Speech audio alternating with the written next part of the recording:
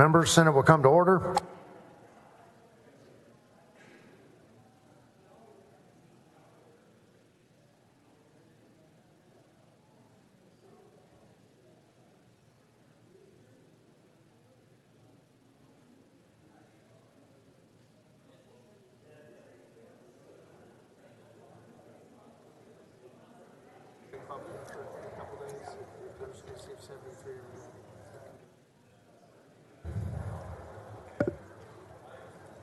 Senator Hughes, you're recognized for a motion to suspend the regular order of business on House Bill 2660. Well, thank you, Mr. President. Members, I move to suspend the Senate's regular order of business to take up and consider at this time House Bill 2660 comes to us from Representative Oliverson over in the House. Important law that's based on a horrible situation that occurred with a man named Timothy Perez, reported missing here in Austin by the Austin Police Department. A few days later, up in Round Rock, he had an encounter with the police, but the police there did not know he was a missing person, didn't know he was in any danger, and so he was, after that encounter, was released and then not detained, and later he was found and he had died. And so, again, this is not the fault of a police department. They do heroic work. Because the system's in place, neighboring jurisdictions were not informed of his status as a missing person. And so this bill will require, in a situation like that neighboring jurisdictions be informed so that if there's an encounter with law enforcement with the missing person, the officers are aware and they can act accordingly and do the job which they want to do, which they're trained to do. That's what the bill does.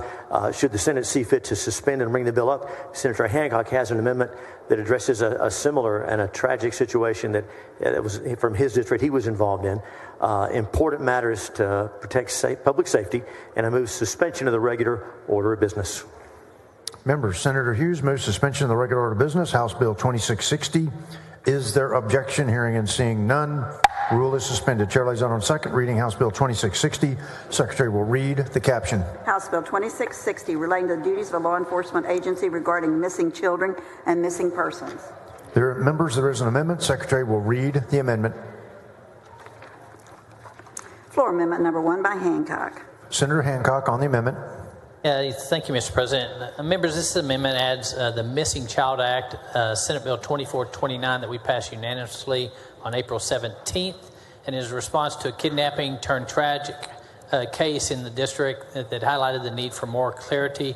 The individual 15-year-old girl was taken or left and went to the restroom at a Maverick game, did not come back. 10 days later, the father was told to report it back to his home city because of some situations in statute, and found her 10 days later in a hotel room in Oklahoma City. And so what we're trying to do is add some boots and suspenders by adding Senate Bill 2429, and Senator Hughes was kind enough to allow that, and so I believe it's acceptable to the author. Senator Hughes on the amendment. I thank Senator Hancock for the excellent amendment. It's acceptable to the author, and I hope it'll go on. Members, Senator Hancock moves adoption. Floor amendment number 1 is acceptable to Senator Hughes. Is there objection? Hearing and seeing none, floor amendment number 1 is adopted. Senator Hughes, you're recognized for a motion. Mr. President, I move passage to third reading. Members, Senator Hughes moves passage to third reading. Is there objection? Hearing and seeing none, bill is passed to third reading. Senator Hughes, you're recognized for a motion to suspend the constitutional 3-day rule. That is my motion. Members, Senator Hughes moves suspension of the 3-day rule. Secretary will call the roll. Alvarado, Bettencourt, Burgo, 30 ayes and 1 nay. The rule is suspended. Chair lays out on third reading and final passage HB 2660. Secretary will read the caption. HB 2660 relating to the duties of law enforcement agency regarding missing children and missing persons. Senator Hughes, you're recognized for a motion. Thank you, Mr. President. With thanks to Representative Oliverson, Senator Hancock, members of the Senate and the House, this bill will allow and enable our law enforcement to do their job to help with public safety. And so I move final passage, House Bill 2660. Members, Senator Hughes moves final passage, HB 2660. Secretary will call the roll. Alvarado, Bettencourt, Burgo, There being 30 ayes and 1 nay, the bill is finally passed. Congratulations, Senator Hughes. Thank you, Mr. President. Thank you, members.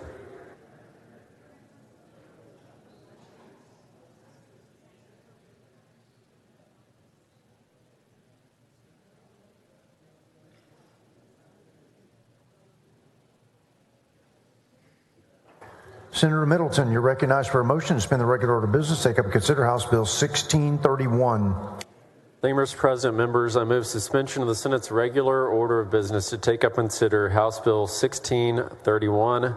This bill will treat Election Day poll watchers and early voting and central count station watchers the same.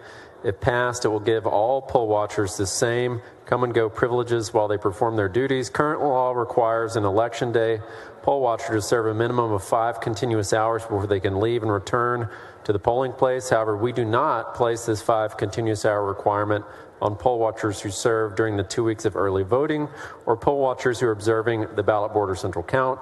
This places an undue burden on Election Day watchers who need to use the restroom, make a phone call, or take a break. And we've often heard that election judges or poll watchers in training that quick restroom breaks have not been allowed.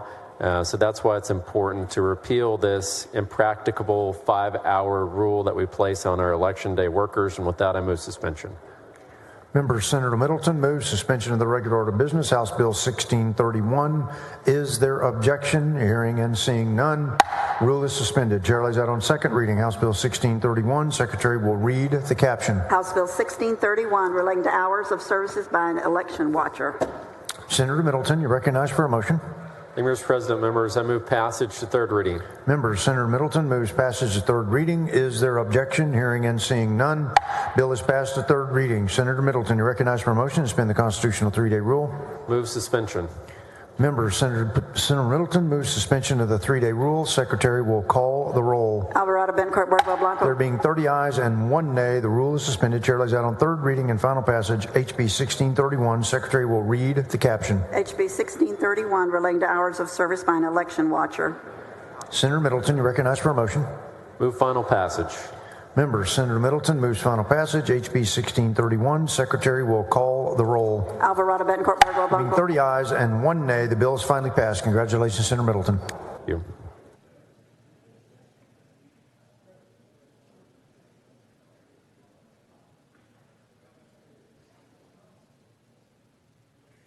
Senator Paxton, you're recognized for a motion to suspend the regular order of business on House Bill 2800. Thank you, Mr. President and members. I move to suspend the regular order of business and take up and consider House Bill 2800. County election boards are established in each county for the general election for state and county officers, a special election for an officer regularly elected at the general election, and any other election ordered by a county authority or held at county expense. Currently, the Secretary of State recommends that county election board meetings should be held no later than the 36th day before a general election due to posting requirements, but they can be held as early as July. In some counties, there are no county election board meetings even held, while in other, the meetings are held by phone or email. House Bill 2800 increases transparency by requiring counties with a website to post a notice of the meeting 48 hours before each meeting, and mandates that a county election board meeting be held in person and open to the public. Members, I'll be laying out a floor amendment to return this bill to the original filed bill version in the House. I move to suspend. Member Senator Paxton moves suspension of the regular order of business, House Bill 2800. Is there objection? Hearing and seeing none, rule is suspended. Chair lays out on second reading House Bill 2800. Secretary will read the caption. House Bill 2800 relating to meetings of a county election board. Members, there is an amendment. Secretary will read the amendment. Floor amendment number 1 by Paxton. Senator Paxton on the amendment. Thank you, Mr. President and members. This is the amendment that returns the bill to the House author's original intent for in-person open meetings of the county election boards. I move adoption of the amendment. Members, Senator Paxton moves adoption. Floor amendment number 1. Is there objection? Hearing and seeing none, amendment is adopted. Senator Paxton, you recognize for a motion. Thank you, Mr. President. I move passage to third reading. Members, Senator Paxton moves passage to third reading. Is there objection? Hearing and seeing none, bill is passed to third reading. Senator Paxton, you recognize for a motion to suspend the constitutional 3-day rule. That's my motion, Mr. Members, President. Senator Paxton moves suspension of the 3-day rule. Secretary will call the roll. Alvarado, Bencourt, Borgo Blanco. 31 ayes and no nays. The rule is suspended. Chair lays out on third reading and final passage HB 2800. Secretary will read the caption. HB 2800 relating to meetings of a county election board. Senator Paxton, you recognize for a motion.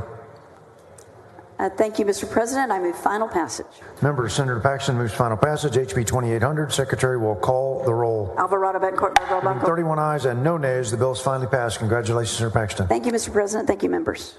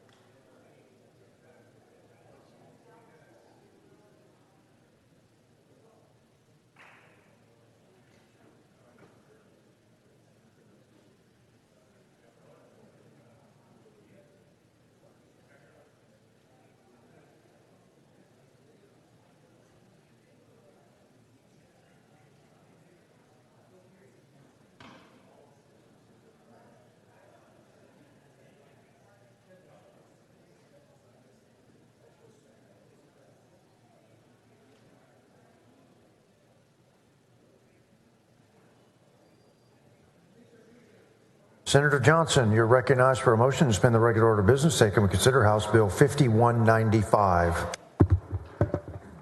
Thank you, Mr. Chairman.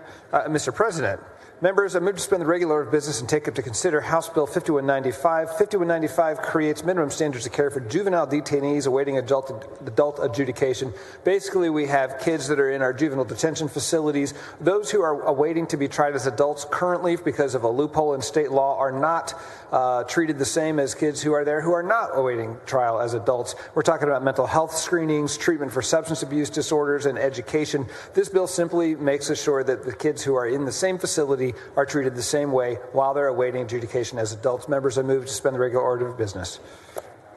Members, Senator Johnson moves suspension of the regular order of business, House Bill 5195. Is there objection? Hearing and seeing none, rule is suspended. Chair lays out on second reading House Bill 5195. Secretary will read the caption.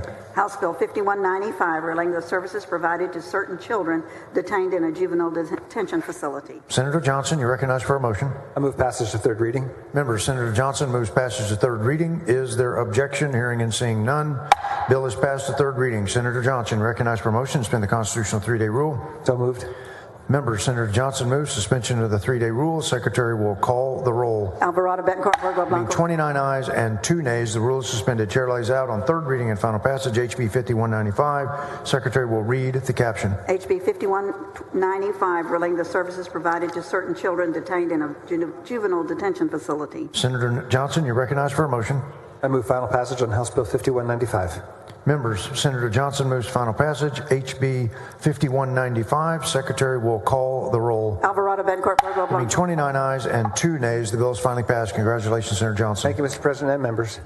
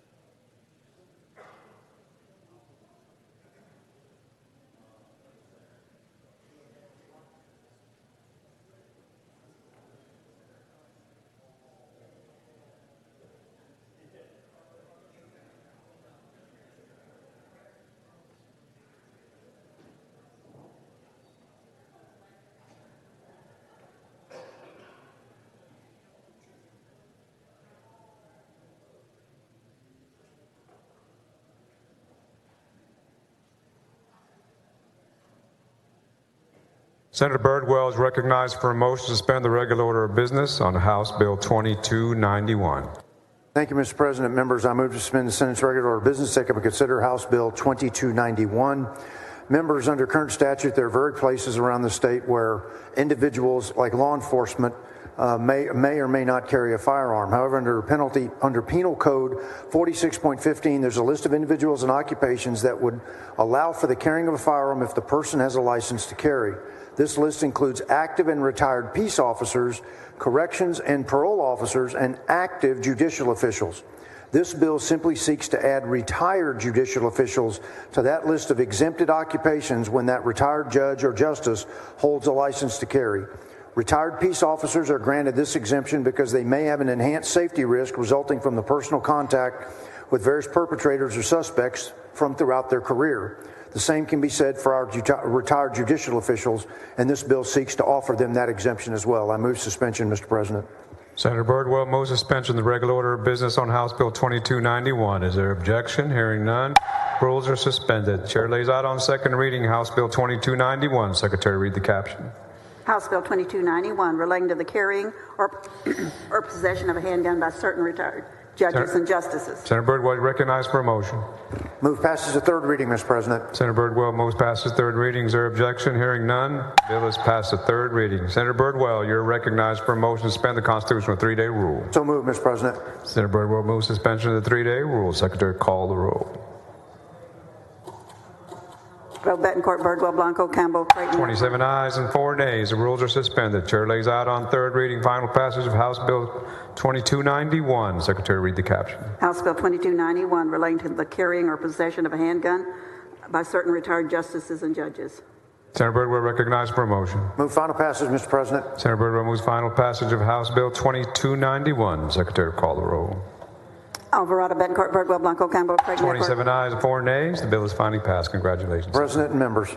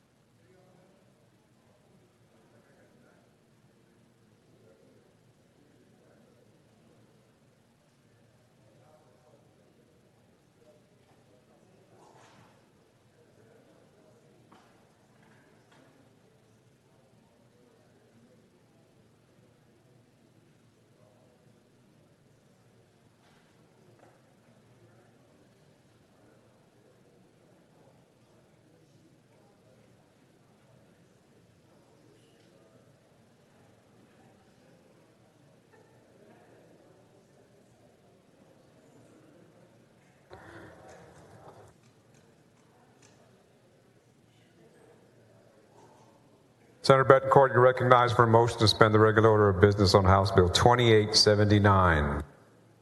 Thank you, Mr. President.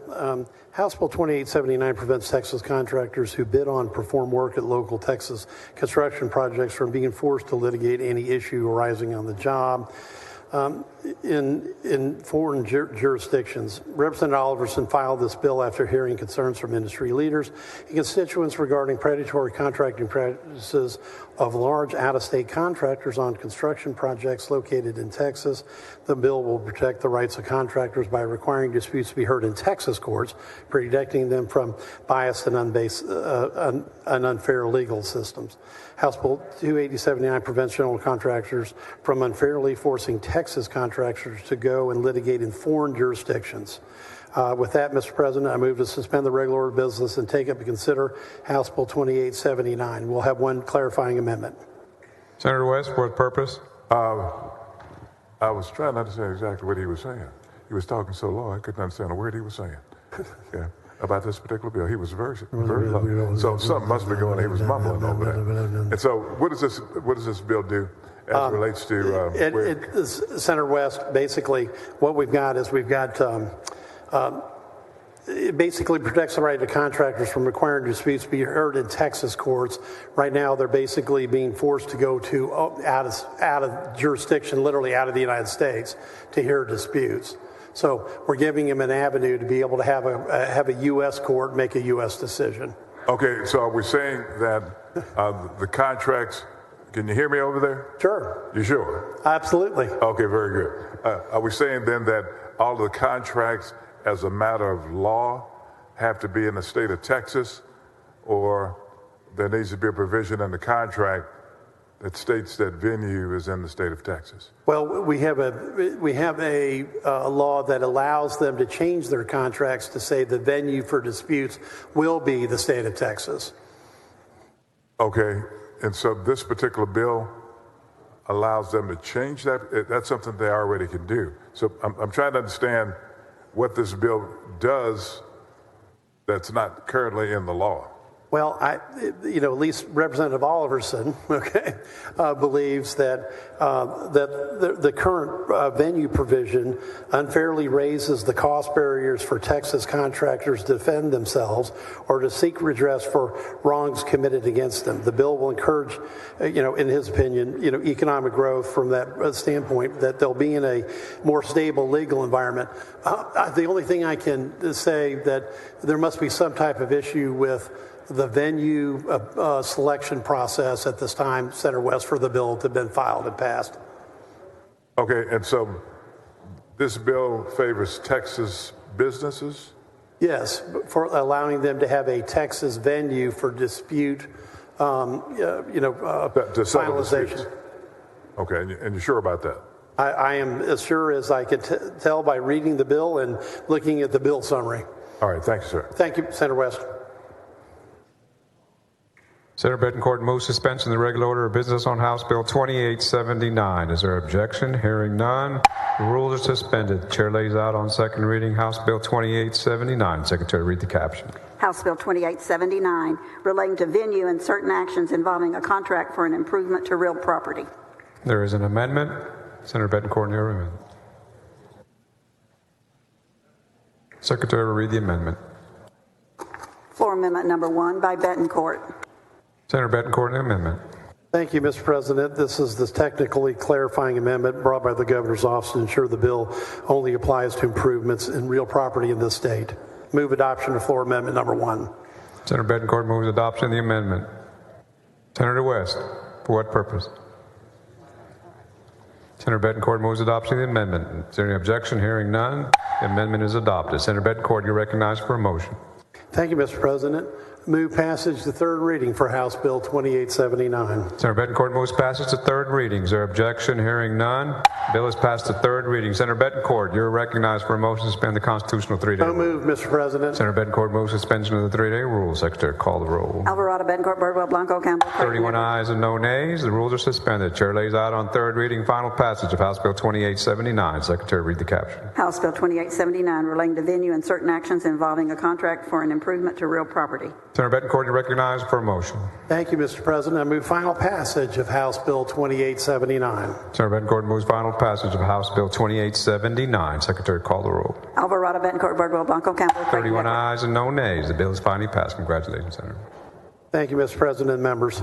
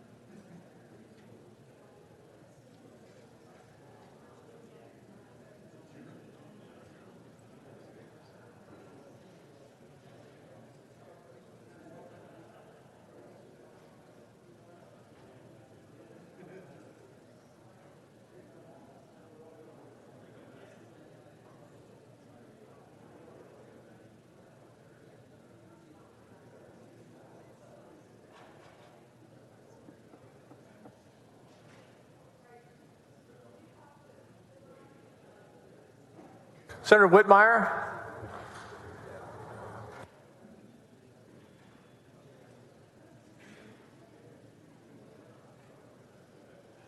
Yes, sir. You're recognized. Suspend the regular order of business, House Bill 2897.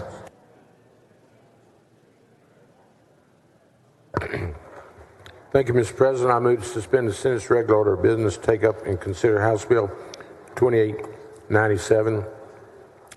House Bill 2897 harmonizes statutes to clarify to which address a business can mail a demand letter after a customer has paid with a hot check.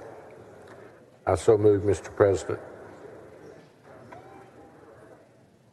I move suspension, Mr. President. Any objection? Hearing none. Rules suspended. The rules suspended. House Bill 2897, second reading. Secretary will read the caption. House Bill 2897, relating to the prosecution of the offense of theft of service. You're recognized on passage to third I so move. reading. Any objection? Hearing none. The bill passes to third reading. You're recognized to suspend the constitutional 3-day rule. I so move. Secretary, call the roll. Alvarado, Betancourt, 31 ayes, no nays. The rule is suspended. Chair lays out third reading and final passage. House Bill 2897. Secretary, read the caption. House Bill 2897, relating to the prosecution of the offense of theft of service. You're recognized on final. I so move. Secretary, call the roll. Alvarado, Betancourt, Birdwell. 31 ayes, no nays. Thank you, Senator. Thank you.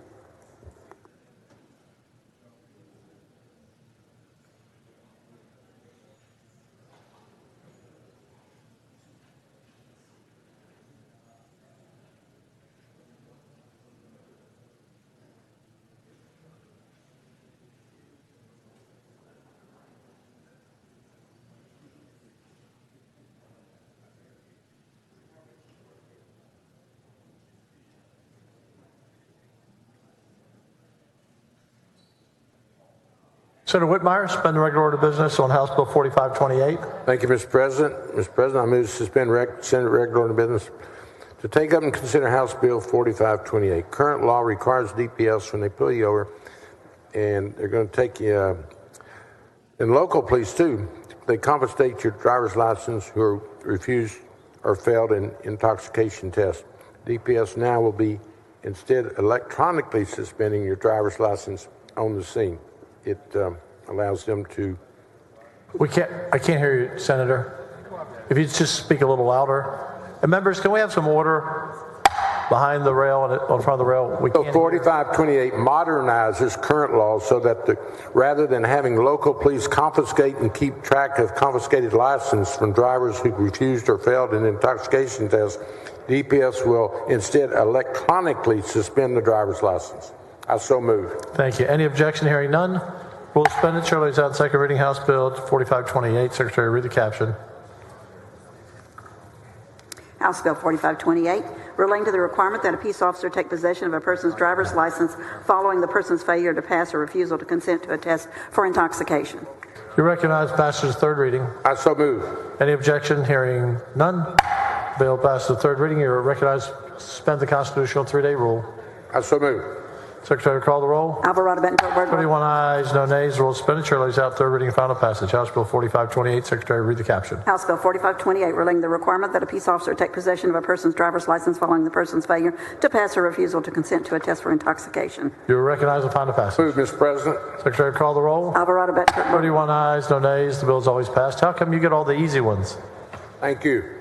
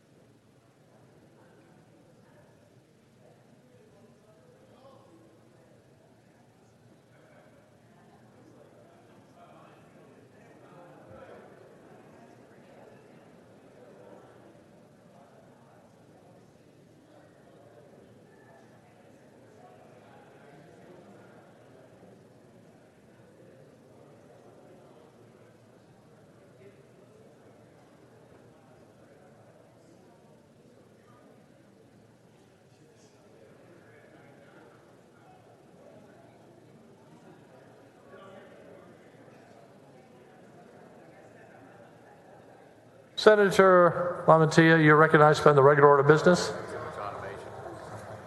On House Bill 2026, it's getting loud again, members. It's getting loud on the floor. There are lots of people on the floor, and there's just more noise. Thank you, Mr. President. I move to suspend the regular order of business, take up House Bill 2026. This was laid out the other day, and it updates the Rural Veterinarian Incentive Program.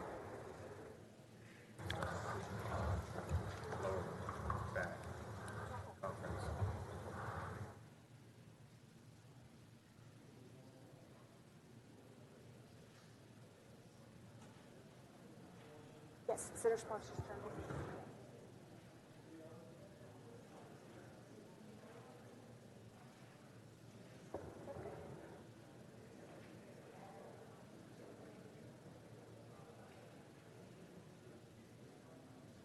Secretary will call the roll.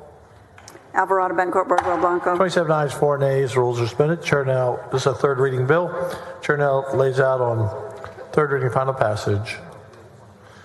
Thank you, Mr. President, but there is an amendment. 1 second, Secretary. Read the caption.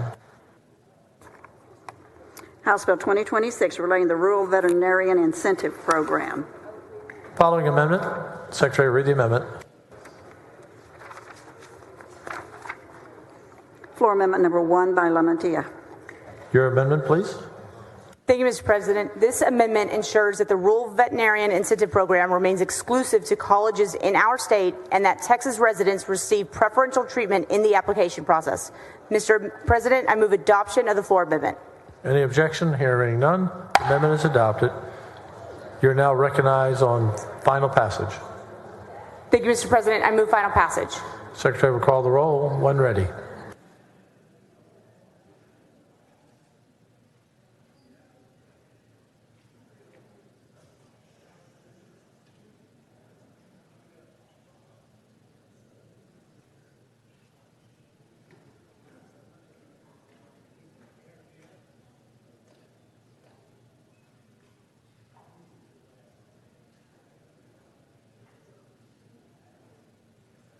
Alvarado, Bettencourt, Birdwell, Blanco. 27 ayes, 4 nays. Bill is finally passed. Thank you. Thank you, Mr. President. Members.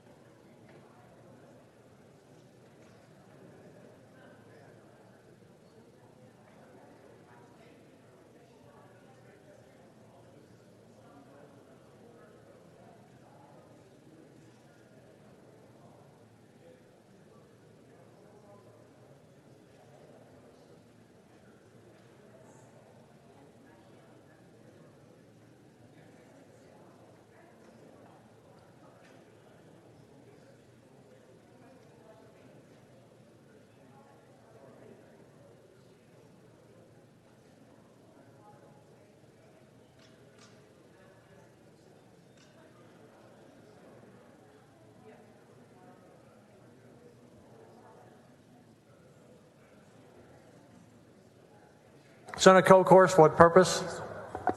For an announcement. Go ahead. Thank you. Senate members and to those watching, I just wanted to report that Glenn College just won their super regionals and are headed to the JUCO World Series. And super excited for Jake Colcourse and all the teammates. And fun fact, that Weatherford won their regional, and so we have 2 community colleges from the state of Texas going to the JUCO World Series in Grand Junction, Colorado next weekend. Great thing for Texas. We're the only state, of course, that has 2 teams going to Fantastic. the JUCO World Series. So, go Bucks. Senator Nichols, you're recognized to suspend the regular order of business, House Bill 627. Thank you, Mr. President. Members, I move to suspend the regular order of business on House Bill 627.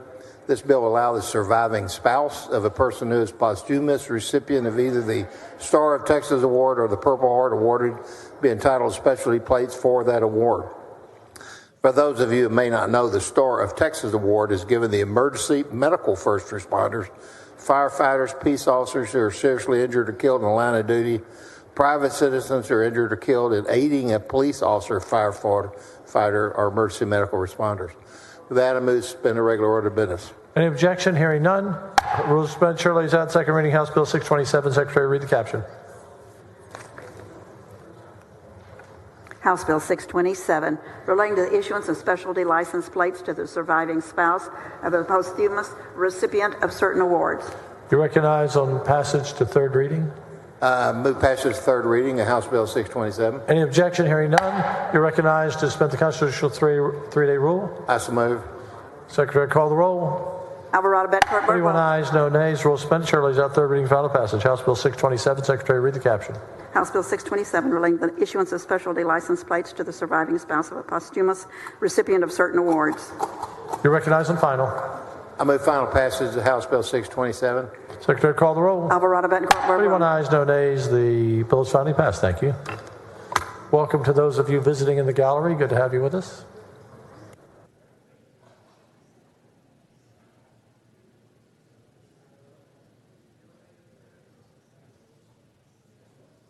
Senator Nichols, once again, recognized to suspend the regular order of business on House Bill 628. I move to suspend the regular order of business on House Bill 628. Members, this bill amends the Transportation Code to require the DMV to issue specialty plates to honor law enforcement officers killed in the line of duty. Fees for this issuance of plates will be used to provide financial assistance to the surviving family members of fallen peace officers killed in the line of duty. With that, I move suspension of the regular order of business. Any objection? Hearing none. Rules suspended. Chair lays out second reading. House Bill 628. Secretary, read the caption. House Bill 628, relating to the issuance of specialty license plates to honor fallen law enforcement officers. You recognize passage third reading. I move passage third Any reading. objection? Hearing none. Bill passed the third reading. You recognize to suspend the constitutional three-day rule. I so move. Secretary, call the roll. Alvarado, Bettencourt, 31 ayes, no nays. Rules suspended. Chair lays out third reading, final passage. House Bill 628. Secretary, read the caption. House Bill 628, relating to the issuance of specialty license plates to honor fallen law enforcement officers. You recognize in final passage. I move final passage of House Bill 628. Secretary will call the roll. Alvarado, Bettencourt, Birdwell, Blanco. 31 ayes, no nays. The bill is finally passed. Thank you. Thank you, Mr. President and members. Senator Creighton, you recognize to suspend the Constitution. Recognize to suspend the regular order of business. House Bill 2499. Thank you, Mr. President. Members, House Bill 2499 designates June 28th as the United States Special Forces Day in the state of Texas, honoring the brave men and women who comprise an elite fighting force for good across the globe who chose to endure the rigors of intense training to serve our nation. This date was chosen to commemorate the lives lost in heroic rescue efforts during Operation Red Wings on June 28th of 2005. Operation Red Wings was a military operation in Afghanistan where a four-man SEAL team was sent on a reconnaissance mission to locate a high-value target. The mission was compromised and the team found themselves in a fierce firefight with insurgents. Despite being heavily outnumbered and wounded, the team continued to fight. Team leader Michael Murphy risked his own life to call for help, ultimately sacrificing himself in the valiant effort to save his team. HB 2499 seeks to honor and show gratitude for the sacrifices of our U.S. Special Forces, whose proud traditions and feared reputation are worth our respect and acknowledgement. Mr. President, I move suspension of the regular order of business to take up and consider HB 2499. Any objection? Hearing none, rules are suspended. Chair lays out on second reading House Bill 2499. Secretary, read the caption. House Bill 2499, relating designating June 28 as Special Forces Day. You're recognized on passage to third reading. Mr. President, move passage to third reading. Any objection? Hearing none, bill passes to third reading. You're recognized to suspend the constitutional three-day rule. You're recognized to suspend the Mr. constitutional President, three-day move to rule. suspend the three-day rule. Secretary, call the roll. Alvarado, 31 ayes, no nays. Rules suspended. Chair lays out third reading and final passage. House Bill 2499. Secretary, read the caption. House Bill 2499, relating to designating June 28 as Special Forces Day.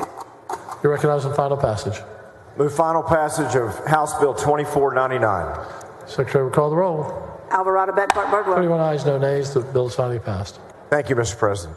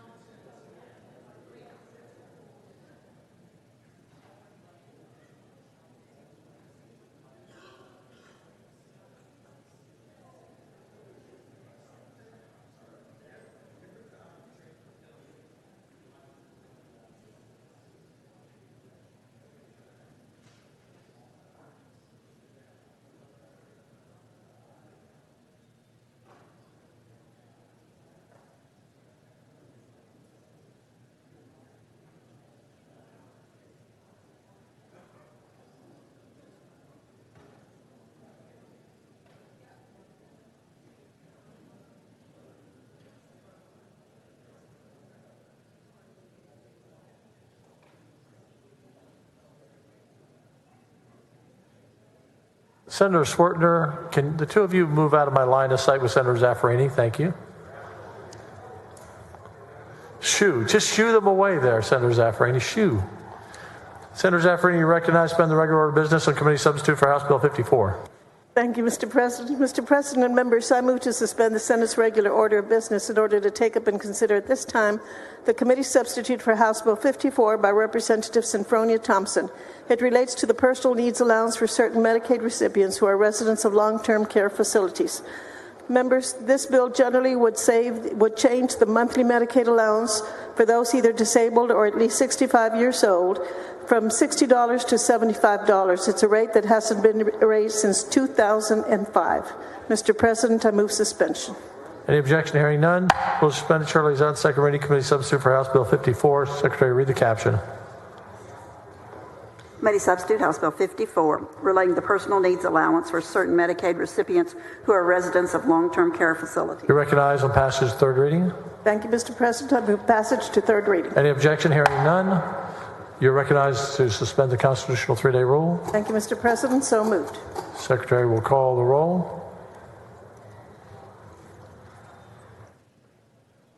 Alvarado, Betancourt, Berg. 27 ayes, 4 nays. Rule suspended. Chair lays out third reading and final passage. Committee substitute for House Bill 54. Secretary, read the caption. Committee substitute House Bill 54, relating to personal needs allowance for certain Medicaid recipients who are residents of long-term care facilities. You recognize on final. Thank you, Mr. President. I move final passage. Secretary will call the roll.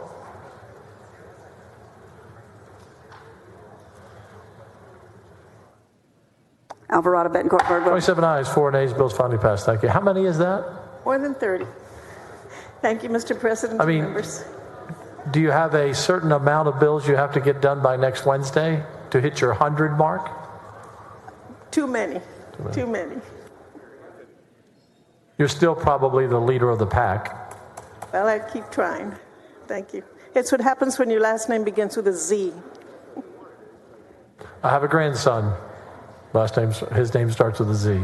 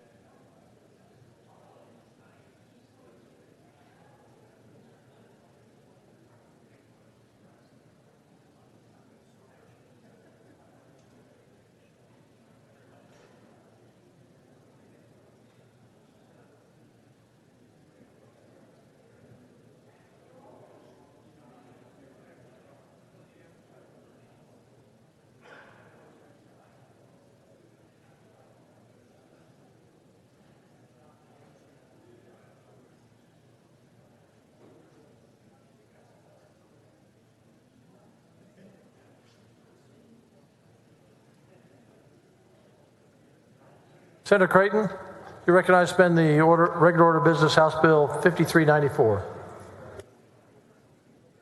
Thank you, Mr. President. Members, the Westwood Magnolia Parkway Improvement District is a valuable asset to my constituents in Montgomery County.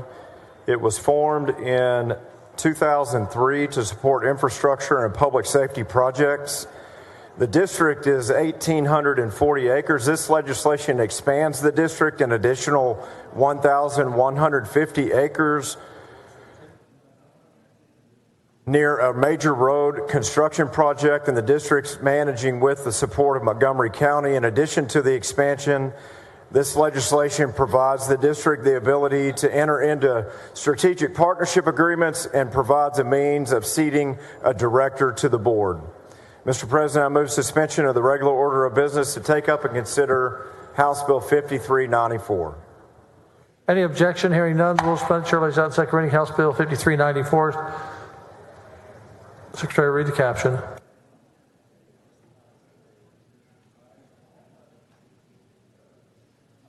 House Bill 5394, relating the powers, duties, territory, and governance of the Westwood Magnolia Parkway Improvement District. You recognize for passage third reading. Mr. President, I move passage to third reading for House Bill 5394. Any objection? Hearing none, bill passed to third reading. You recognize to suspend the constitutional 3-day rule. Couldn't get that out. Thank you, Mr. President. Move suspension. Secretary will call the roll. Alvarado, Betancourt, Birdwell. 29 ayes, 2 nays. The rules are suspended. Chair lays out third reading and final passage. House Bill 5394. Secretary, read the caption. House Bill 5394, relating to the powers, duties, territory, and governance of the Westwood Magnolia Parkway Improvement District. You're recognized on final passage. Move final passage, House Bill 5394. Secretary will call the roll. Alvarado, Betancourt, Birdwell. 29 ayes and 2 nays. The bill is finally passed. Thank you, Senator. Thank you, Mr. President.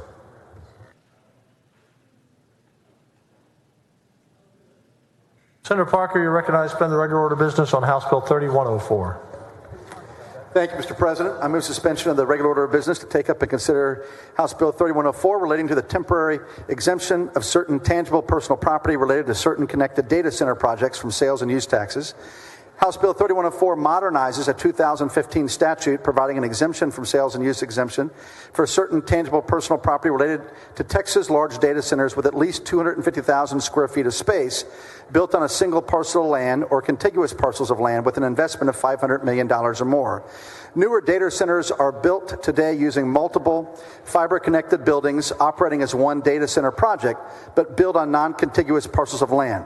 This multi-building data center project helps ensure data is not lost and IT services do not go down because of a weather event, terror attack, power outage, or the like. If one building loses power or is hit by a tornado, for example, the data is transferred to another building in the connected data center project to ensure reliability. Members, HB 3104 accomplishes two important goals. It helps protect Texans' data and encourages new economic development and investment in the state of Texas. Mr. President, I move suspension. Senator Springer, what purpose? To ask some questions to the author. Do you yield? I yield. Senator Parker, help me understand on this a few questions. One is, under these, are they able to do cryptocurrency activities?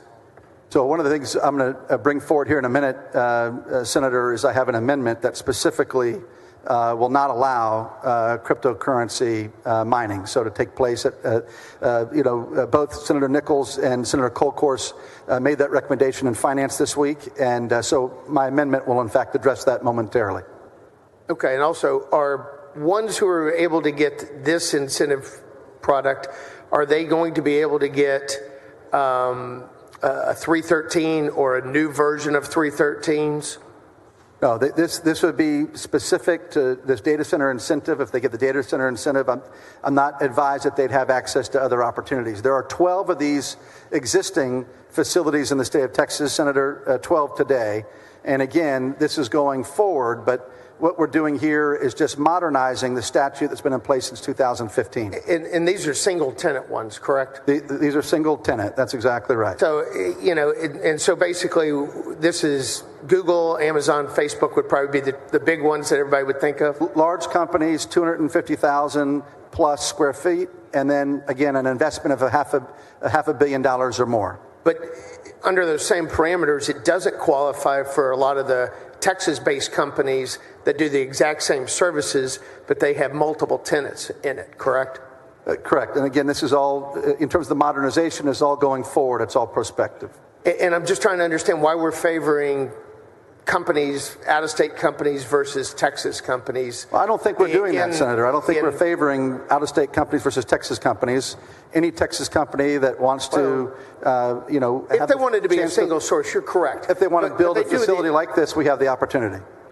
But they do the exact, they're hosting data, and whether it's I own this server and I put it in somebody who runs it, or I go to somebody who has the server, it's the same thing, cost about the same. It's two different type of deals.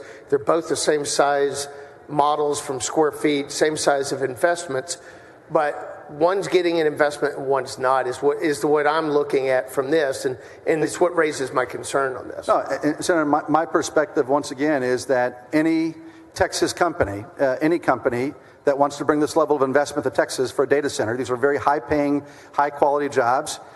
And what we're doing is simply modernizing with this bill what we did back in 2015. We're enabling that 250,000 square feet or more to be connected with fiber and not necessarily next to one another, so to speak, or in the same under one roof. That's really what we're doing here. But again, my perspective is, Senator, that any Texas company, and I would love to see more Texas companies take advantage of this opportunity. This creates a tremendous economic drive, a huge innovation economy driver for Texas because we put in place these kind of data centers. I mean, the average jobs here are well over $100,000 a year, folks that are working in these type of data centers across the state. But the problem is the model that says we're only going to incentivize for the exact same investment, exact same everything, other than I host it and I'm it, and I just rent it as the cloud, versus I allow it to say I will manage your servers that you buy. The same amount of great jobs, the same amount of great infrastructure, but we only give it to one component and not to the other component. And the other component today happens to be a lot more Texas companies, and could be out-of-state companies as well. But the big ones that are these single tenants tend to be the ones that aren't necessarily Texas companies. We'd love to see them be Texas companies, but that's the challenge, and I feel like we've left another group out that could benefit from that same perspective. But because we have this arbitrary rule that says it's got to be single source versus somebody who does exactly the same thing. So if I'm somebody who's going to source this and I want to do this model versus this model, one's advantaged over another. Senator, what I would tell you is that I would love to work with you in the interim. Let's work on addressing the co-location type of scenario data centers. Let's see if we can do something for them as well next session. But this specifically, again, is just modernizing what's been in place since 2015. And Texas companies have the opportunity to participate just like any company would. Well, and my understanding is those companies did come forward and tried to work and get on with it, and then at the last were sort of left out of the bill. And my understanding, obviously, and looking at the situation, was obviously a financial decision was made in terms of the level of incentive that we're going to put out there with regard to the program. But so what's the fiscal note on this bill? Well, the fiscal note, there's really no fiscal note to the state. It'll really be at the local level where it will be borne. Okay, so if there's no fiscal note to the state for doing this model, why would there be a fiscal note for doing the other model? Again, I'm not going to get into arguing, those other types of models. Obviously, I think those are great businesses. They're very important to have co-location facilities as well. They're just not part of this piece of legislation here. Senator. I'm just afraid that with this, we put Texas businesses at a disadvantage to out-of-state globals that are doing a different model. But I appreciate you answering my questions. And I appreciate the conversation. Respectfully, I disagree. I think this is strong policy for Texas. I want to see more Texas companies participate, and let's continue to work together in the interim to allow more companies that want to have the co-location model and data centers be a part of this going forward.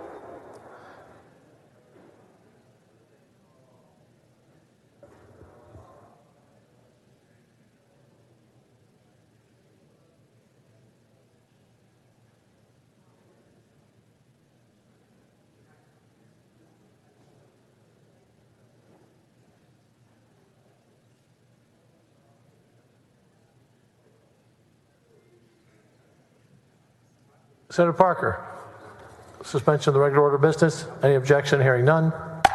Bill passes, or the rule is suspended.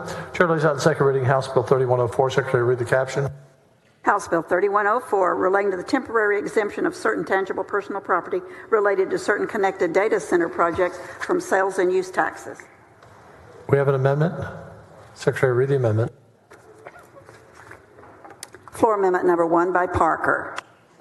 Senator Parker, you're recognized on your amendment. Thank you, Mr. President. Members, this amendment is a perfecting amendment. This language was vetted by the Comptroller's Office. I appreciate very much Senator Kolkhorst and Senator Nichols' concerns this week in finance with regard to cryptocurrency mining. We wanted to address that with this amendment. I also want to thank Chair Huffman and the other members of the Finance Committee for their leadership on this bill. This amendment restricts cryptocurrency mining and staking operations from applying for this large data center modernization bill. The language mirrors the existing prohibition on telecommunication services in the existing statute, and I move adoption. Any objection? Hearing none. Amendment is adopted. Sorry. Do you want to speak? I'm sorry, Senator Springer, I missed your light. What purpose? To ask questions about the amendment. Do you yield? I yield. Senator Parker, my understanding is the amendment bans the cryptocurrency on the new section that we're competing in, but these already have two other sections that we give the incentive is that they're not banned from the crypto, and it says primarily in crypto. So that's a 49% standard. Is that correct? Well, again, what we're doing here is addressing the concern. This is the language, obviously, that we've vetted with the Comptroller's Office. You can see, obviously, what we're doing here specifically to addressing the problem of crypto mining. The issue is that they take a lot of, obviously, power from the grid. That's been the concern, that it could hurt or destabilize the grid. And as a result of that, Senator, we put this in place to make a prohibition going forward. So a company that wanted to come forward now and have the opportunity to participate in this program would be prohibited. And again, in the first place, these crypto miners, it would be extraordinarily rare that they would bring an investment of $500 million or more as well, Senator. Okay, and so looking on page 2, here's where it has that chapter 313 is being added into it. But does it cover the former programs that they've entered into as well? But it also doesn't go forward if there's, because 313s are dead, and so basically there's no way they would do a 313 going forward. They're going to do a new version if we had one, and so they're not going to be permitted or banned from being able to do those. Again, this right here is just really prospective going forward. So as we read the language. And that's my problem is perspective going forward is there is no 313. So we reference something that's no longer available, but yet we may come up that I know that's been worked on. In fact, today was one. And so, would it qualify? So if House Bill 5 was to pass, would they be able to use House Bill 5 as well as this incentive? Because I don't see it banned in here. We can talk about further clarification in that regard. But my assessment, they would not be able to. All right. Thank you.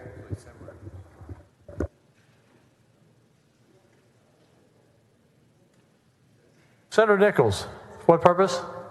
I just asked a question. Do you yield? I yield. Thank you. I remember in finance us talking about I had a concern, I think some of the others, to make sure that crypto miners were not using the advantage of being called a data center. That's what we're doing here, Senator. Okay, and so the Comptroller's Office was there. I'm sorry I don't remember the lady's name, but we asked her, could she work to help create an amendment to ensure that we are not doing crypto mining? So is this the actual amendment? Yes, this is the actual amendment. The Comptroller's Office obviously reviewed it as well, and it specifically would block that concern that you and Senator Kolkhorst had. So this is the one the Comptroller's Office? That's the one the Comptroller's Office, that's exactly what this is. Work with the Comptroller's Office. It puts the prohibition in place against any kind of crypto mining facility. For the reasons that we've discussed, Senator. And it refers, the reference to virtual currency is in reference to the crypto miner. Yes, that's correct. All right. Thank you, sir. Thank you.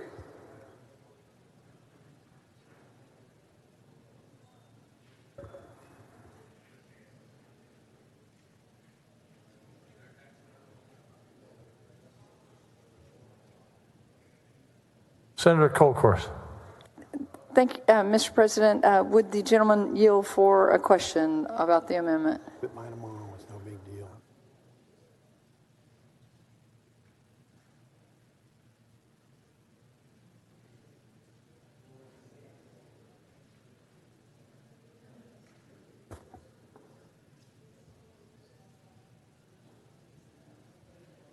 Best way to land the plane then. Yeah, that's what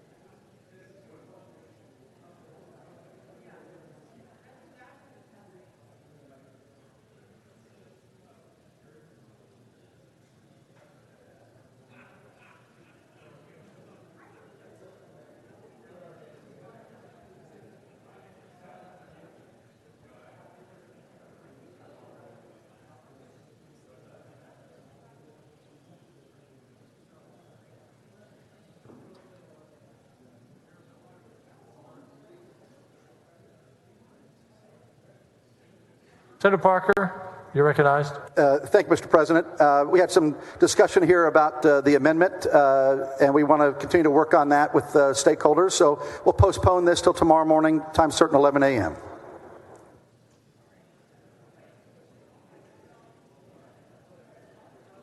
Any objection? Hearing none.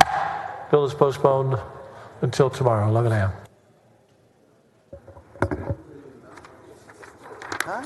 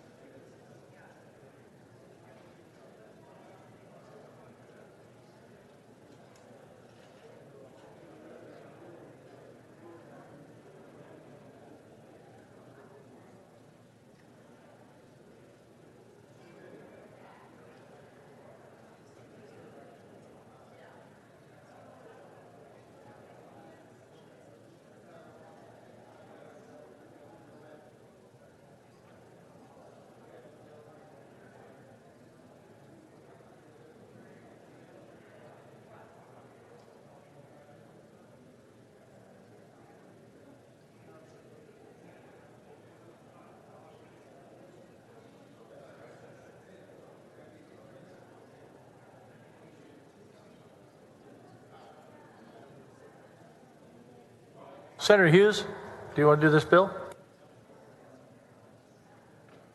Senator Hughes, you're recognized to suspend the regular order of business. Committee substitute for House Bill 5180. Thank you, Mr. President. And members, I move to suspend the Senate's regular order of business to take up and consider at this time House Bill 5180. Right now, there's a discrepancy between two conflicting Attorney General opinions on when certain election materials must be made available to the public. Many of us on the State Affairs and other committees learned about this, where there's an unusual quirk in the law, so that for a 2-year period, election materials, ballots, are not available for public inspection.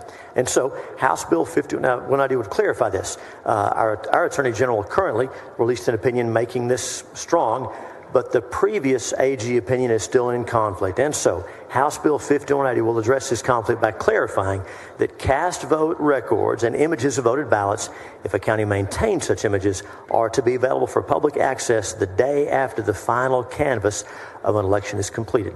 Also says the original physical voted ballots will be available for public inspections on the 61st day after the election. That first 60 days is the period, of course, to consider recounts, election contests.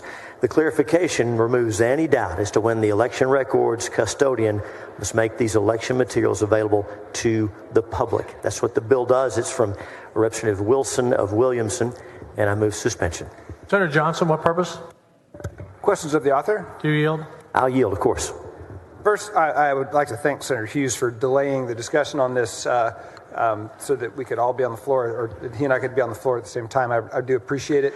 I also want to say that Senator Hughes' layout is accurate, that there is a conflict between prior Attorney General opinions. My understanding is actually our current Attorney General Paxton himself has 2 opinions on the subject, and his second opinion conflicts with his first opinion. But having reviewed the federal statute and multiple provisions of the state statute, I agree with you, it's unclear. As I read the statute, however, and I'm just an average lawyer, it does seem to me that Texas law would require preservation of original ballots for a 22-month period consistent with both state and federal law. The Attorney General, most recent Attorney General opinion says, no, that's not the case. They should be opened up for public inspection. Is it 60 days? After the 60 days, 61st day, yes, sir. Right. So let's start with just the first question of the practical matter of why we'd want to do that and what the effects would be, because you and I agree that the law is unclear, and we're now proposing to clear it up. So you and I and the rest of us on this floor are making a decision about election law that's going to affect everybody. So if this bill were to pass 61 days after the election, anybody who wants to could go get hold of the physical ballots. What will be the benefit of having basically any election vigilante being able to pick up a piece of paper and say, is that a black computer check mark in the middle of the page? What are we doing here? Well, Senator, I want to, as I answer your question, I want to make sure we're clear. You talked about this bill, and then you contrasted that with preservation of the records. We have preservation of the records in either case. The records must be preserved. To be clear, no one's talking about destruction or removal or anything like that. But the public has a right to know if our elections are working right. I'm sorry, the public? We couldn't hear you. Oh, sure. The public has a right to know if the election process is working right, if our machines are working correctly, if they're being recorded and reported properly. So that's what this is about. Well, how are they going to decide that? When they look at a piece of paper, how are they going to have any clue as to whether the machines are working correctly? Well, Senator, it's not just a piece of paper. As you know, sometimes there are images of voted ballots. Sometimes there are other records. To the extent those records exist, they should be available for the public, not to take them, not to mark them or deface them, but to inspect them. Why? Because the public, they're public documents. So, Senator, let me tell you that. Help me with this. Why 22 months? Why not 20 months? Why not 20 years? Are they, to be honest, Senator Hughes, I don't know why they chose 22 instead of 24 or 20. But it is clear in statute under, I believe it's the Elections Code, Section 66058, where they not only reference preserve for 22 months, and I take seriously your point that preserving doesn't necessarily mean preclude the public from having access. But if you read the rest of the section, preserve securely in a locked room, in a locked box, in a general custodian, and they're going to have the key, and the only thing that happens after 60 days is somebody else can have a key. I mean, it sounds like they're supposed to be secure, but again, I credit you for your bill is clear in that we're not going to interpret it the way Nathan Johnson's interpreting it.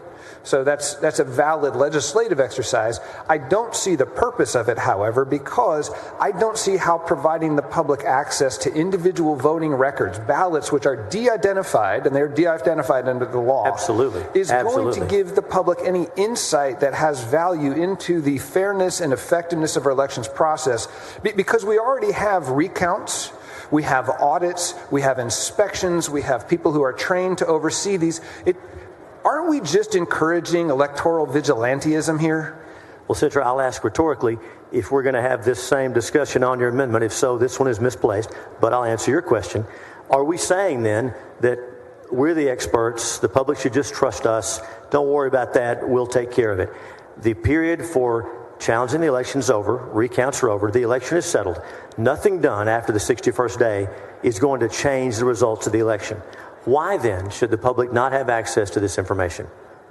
The default should be for public access, sunshine being the best disinfectant. There's a couple of answers. For one thing, this is going to create a tremendous burden on already burdened county electoral systems. It's more cost, it's more things to deal with. It does further a narrative that there's somehow something wrong with our voting systems.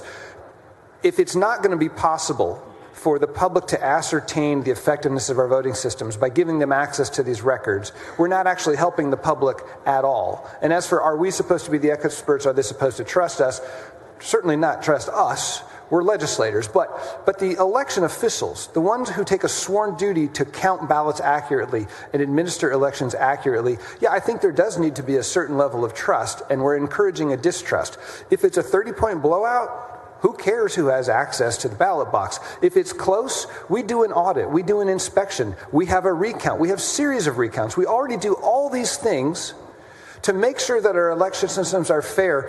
And yet here we are saying, okay, general public, come sift through de-identified pieces of paper and see if you can figure out what's going on. I don't see that we're really doing something honest, that we're really saying honestly to the public, we're giving you more power to verify the security of our elections. I think we might be doing just the opposite by creating some sort of conspiracy theory as to a bunch of sneeze marks when the 627th person looks at the ballot. Senator, I'm honestly surprised by your position. You're a very smart guy and you take thoughtful positions.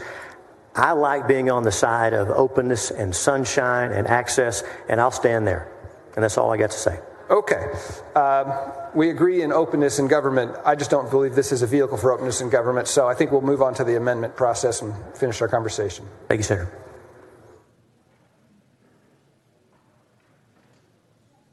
Senator Miles, what purpose?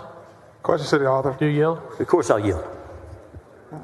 Senator Hughes, in the same line of questioning that you just did with Senator Johnson, I mean, there's transparency, and then there's craziness. So you're asking, and we all want transparency in our voting process, but correct me if I'm wrong, if I'm reading this right.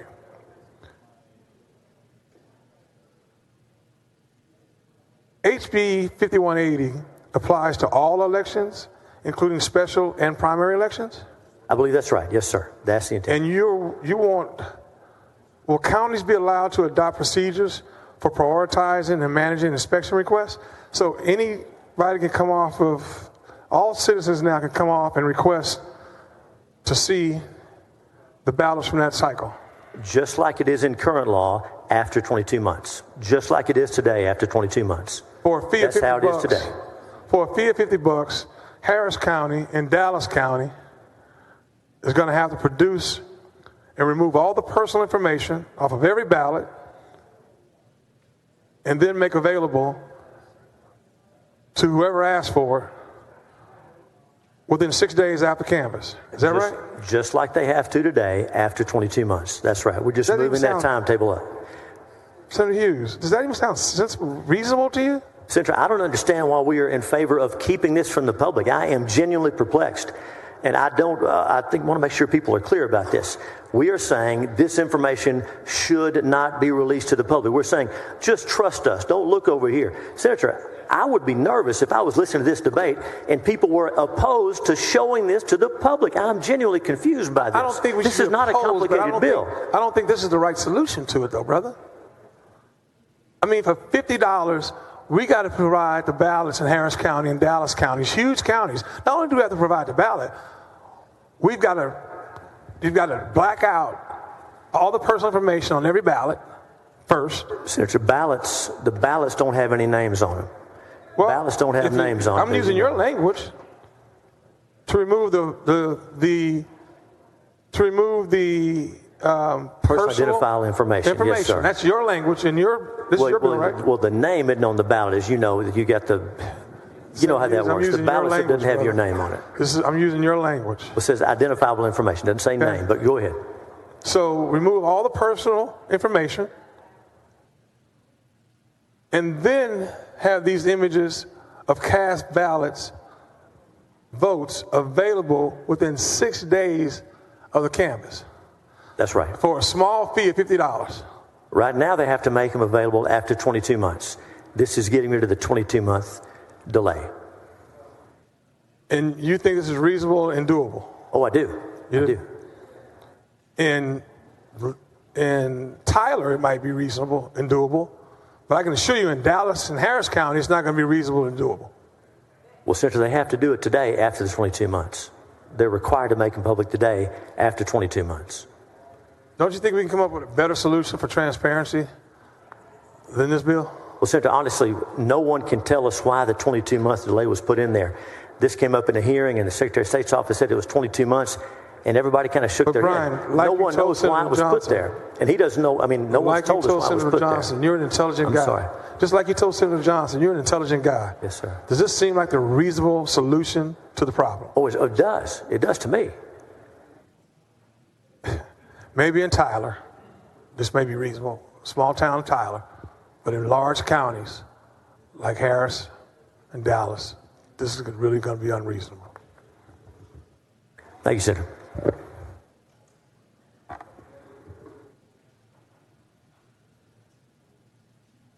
Senator Betancourt, what purpose? Wrong light. Senator West, what purpose? Question of the author. Do you yield? Of course I'll yield. Senator, in terms of your bill, I'm on page, it's only one page anyway. Line 42. Let me know when you're with me. Yes, sir, got it. Okay, you say that the custodians shall adopt procedures to ensure the redaction of any personal identifiable information. Yes, sir. Are you concerned? I assume the custodian obviously would be the election clerk of the county? Yes, sir, unless the county designates someone else. I believe that's right.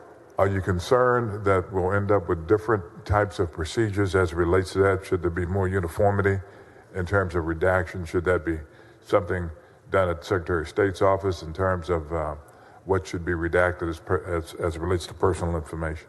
Well, as you know, there are provisions like this throughout the code where we tell local jurisdictions to protect certain information.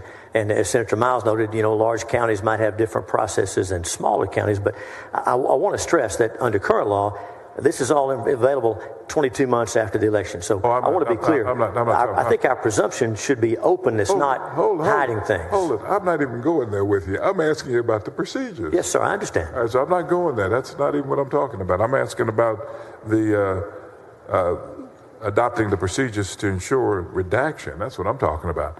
So yes, sir. You think it should be left at the county level, or there should be some uniformity in that? Well, as you know, we have other laws about when documents are filed with the county clerk, with the district clerk, and we leave a lot of discretion to the counties to do that. So that was the intent when this bill was drafted.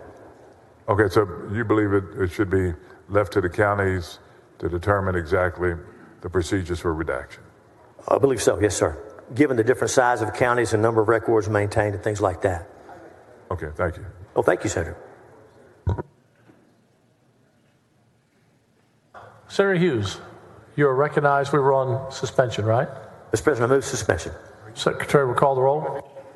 Alvarado, Betancourt, Birdwell, Blanco, Campbell, Creighton, Eckhart, Flores, Gutierrez, Hall, Hancock, Hinojosa, Huffman, Hughes, Johnson, King, Colcourse, Lamantia, Menendez, Middleton, Miles, Nichols, Parker, Paxton, Perry, Fortner. 20 ayes, 11 nays. The rule suspended. Chair lays out on second reading. Committee substitute for House Bill 5180. Secretary, read the caption.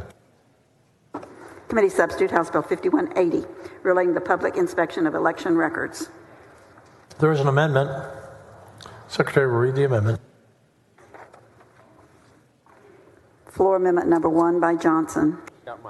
Senator Johnson, on your amendment. Thank you, Mr. President. May I ask the author of the bill another couple questions as a predicate to the amendment? I addressed you on the amendment, so you can lay out the amendment. I'll lay out the amendment and the dialogue will ensue then. If he chooses to engage, then. Very well. Members, the amendment does the opposite of what Senator Hughes does, so I think it's unlikely that he's going to accept it. As mentioned in the layout, there are conflicting Attorney General opinions on this subject. One is that the ballots must be kept securely for 22 months in accordance with federal law and Texas state law. The other opinion is that actually, no, it doesn't have to be kept for 22 months. That places election officials potentially in an untenable position of having to comply with a new Texas law and violate both state and federal law, which is not a position I want to put our election officials in.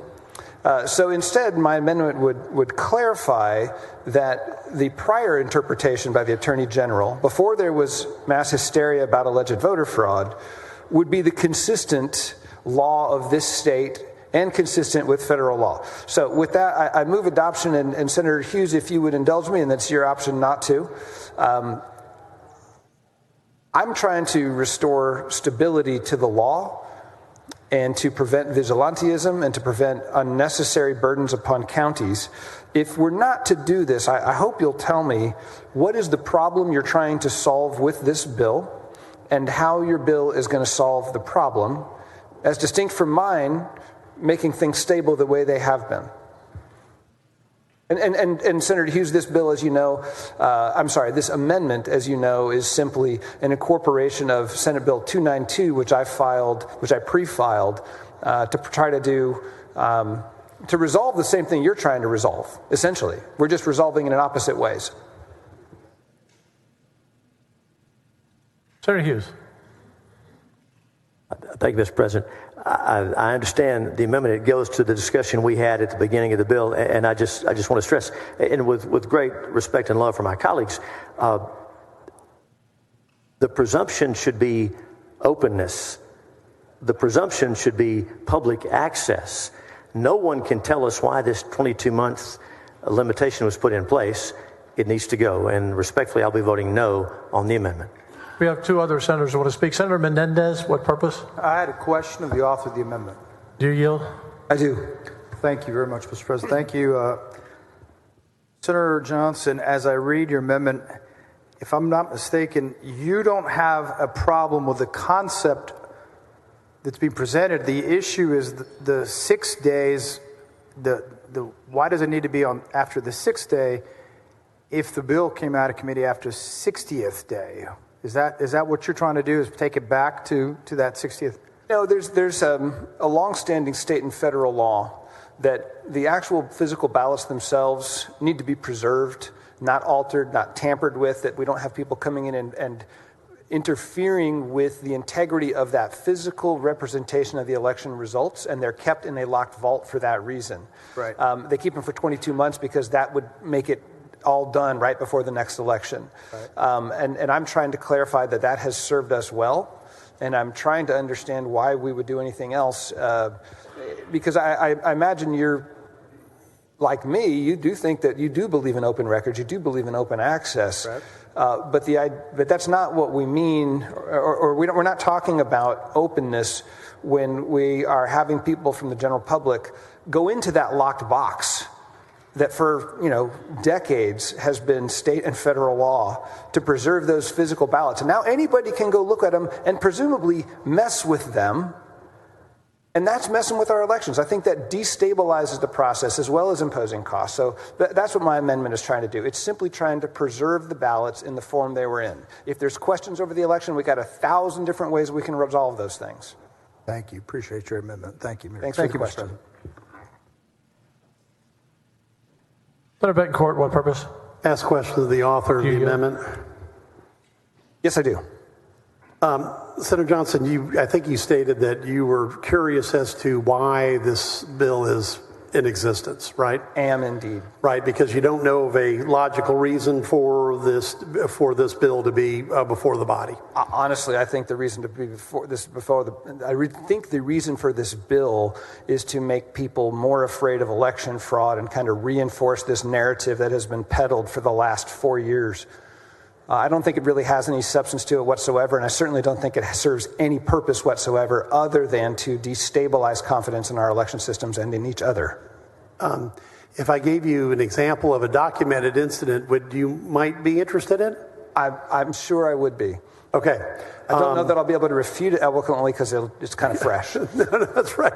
Well, the genesis of this bill actually occurs from Harris County. And no, shock again, okay?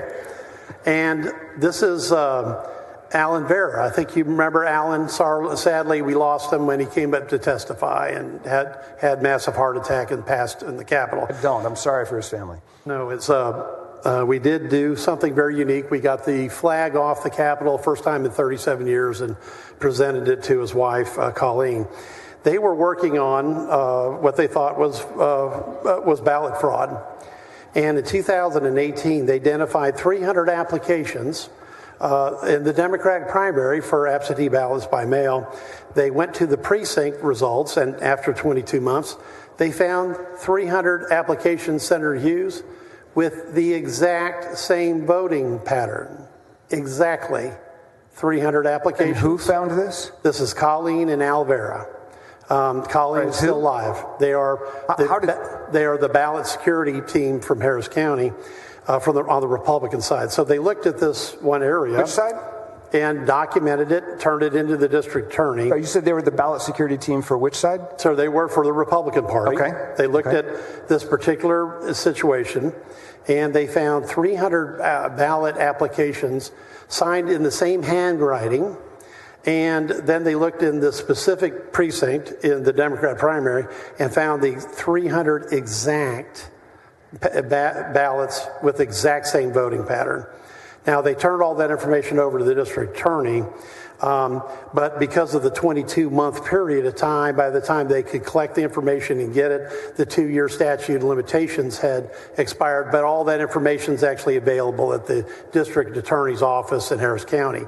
So I wanted to bring out an exact example of why moving up the 22 months to 61 days makes a big difference, because if this was voter fraud, and by the way, I'm the only last voter registrar in the state that actually got a conviction for voter fraud. It sounds kind of fishy, the story you've described.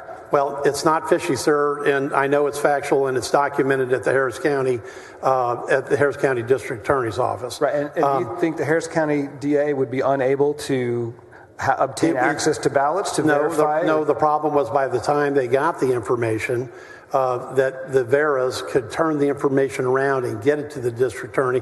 The 2-year timeline already passed. I'm not trying to interrupt your flow, but I want to make sure we explore this.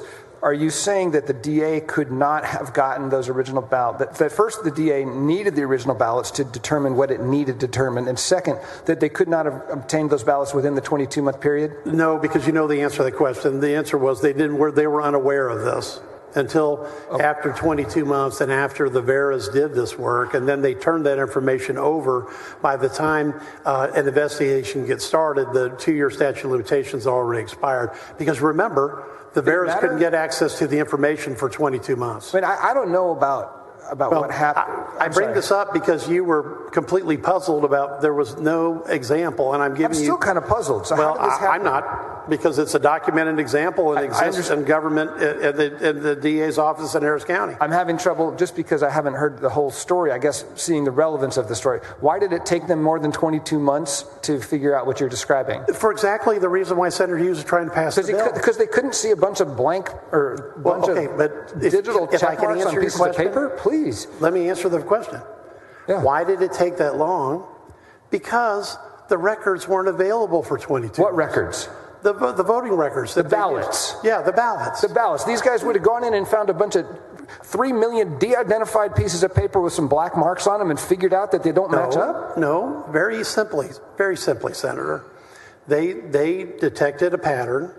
They looked at the specific precinct, the Democrat primary. Right. And they found 300 exact ballot matches. Heard that part. For 300 exact signed signature verification applications. But because the ballots, it took 22 months to even get access to it, they turned the information over to the district attorney's office, but it's too late to do anything about it. The point is this. It's simple. It's sunshine. What this bill is move up the 22 months to 61 days. Because these are all public information. Why? My question to you as the author of the amendment. Why do you want government to get in the way of the public having access to its own information? That's what this is. It's really simple. I'll tell you what. Instead of 22 months, it's now going to be 61 months. I'll tell you what. As a member of the public, as someone who votes, as someone who pays taxes, as somebody who has faith in county officials, I don't want every conspiracy theorist out there wrecking our election systems so that they can chase and figure out whether or not, I don't even know what this story is or why it took 2 years for them to have the hunch that they detected a vote. They were looking at voting patterns. I cannot see how my elections are any more secure if we facilitate this kind of vigilantism. It just doesn't seem more secure to me. The pursuit of truth is not debunkingism. What gets measured gets fixed. This bill moves up by 20 months the access to what are public records.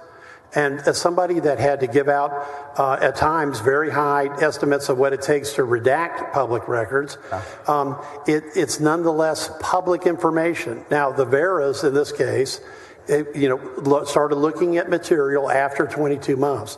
It wasn't they were looking at the specific precinct. They were looking at a lot of material.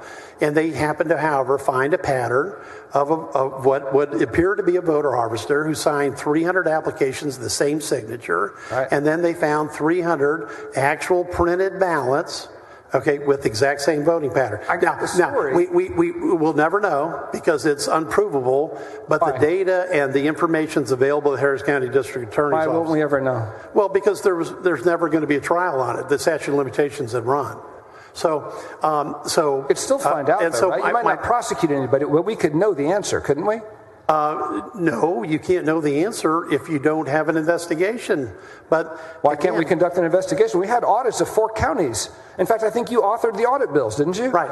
And as somebody that authored the audit bill, this information would be available at the Secretary of State's office well before it would be available to the public. And that's another reason to support Senator Hughes' bill. So do you not have faith that your audit bill is going to deliver us safe elections? Do you think we really need the general public going in and opening these ballot boxes that were supposed to be preserved? No, because you're presupposing that public information is not public information. Because because this is fully redacted, secret ballots that can't be traced back to by any public inspection to the person who actually cast it. True or false? I don't know what the question is. A ballot under inspection later be traced back directly to, with a redacted ballot, can it possibly be traced back to the owner of the actual It's certainly not supposed to be. I don't know the relevance of the question. If the redaction is done correctly, that's my question. I think by definition it would not be. If it's done correctly. By definition it can't I don't know why we're asking the question. Well, I'm asking the question to you. I mean, we have this bill that creates this systems probably as a practical, logistical matter, completely untenable when you already know we can audit these elections. I'm not sure what you're worried about, and I surely don't see how this is going to help. I will leave We're you going with in this, circles. And Senator Johnson, that public information should be the public. We passed Senate Bill 1910 that basically allowed the litigation exemption to be canceled, so that that parties that need to get the information can get it. This is just the same thing. But thank you for your amendment. I'll be voting no. you will, okay. Any other questions for the author of the amendment? Senator Eckhart, for what purpose? To ask a question of the author of the amendment. Do you yield? I do. So really all you're trying to do is push it out to 61 days to give the actual professionals a chance to review all of the records and then provide those records, the images of those records, if they keep images. But otherwise keep the law the same with regard to the release of original ballots, correct? Senator Eckert, I think you've stated it more clearly than anybody on the floor has so far, and I'm glad you raised the point. The inspections that are so critically important here are addressed in two ways. One is the access to the physical ballots, and that's what this entire argument has been about. But you point out that right above that, there is access to digital images of the ballots after 61 days, and my bill does make it 61 days instead of the day after, which as a practical matter, these counties need time to store the records, process the records, make them available. But the inspections that Senator Betancourt, Senator Hughes, everybody's talking about, the open access to these records, it's there. It's there in paragraph F of the bill, and I'm not deleting that paragraph through this amendment. And that's what was confusing me about the debate. You are not preventing the inspection of the images of the records. Correct. You were merely putting it in a time frame appropriate for the professionals to put them in order, and also for the professionals to note any possible anomalies. And they would still be open to the them. public, and I really appreciate you bringing that point up. They're still available to the public. Thank you very much. They just won't get sneezed on, or creased, or stained with coffee, or stolen, which could happen if people have physical access to the ballots. In fact, we may be compromising election integrity by allowing everybody to go in and play around in the ballot box. Pawing through the original ballots would be problematic from a chain of custody standpoint, yes. Thank you, Senator Eckert. Senator Hughes on the amendment. Thank you, Mr. President. And with respect to all of our colleagues, I will be voting no on the amendment. Secretary will call the roll. Alvarado, Betancourt, Birdwell, Blanco, Campbell, Creighton, Eckhart, Flores, Gutierrez, Hall, Hancock. There being 19 nays and 12 yeas, the amendment fails.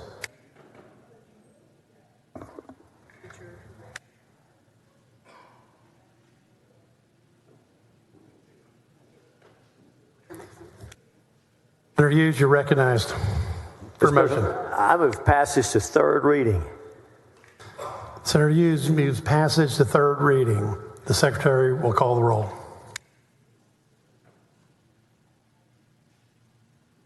Alvarado, Betancourt, Birdwell, Blanco, Campbell, Creighton, Eckhart, Flores, Gutierrez, Hall, Hancock, Hinojosa, Huffman, Hughes. There being 20 yeas and 11 nays, the bill passes the third reading.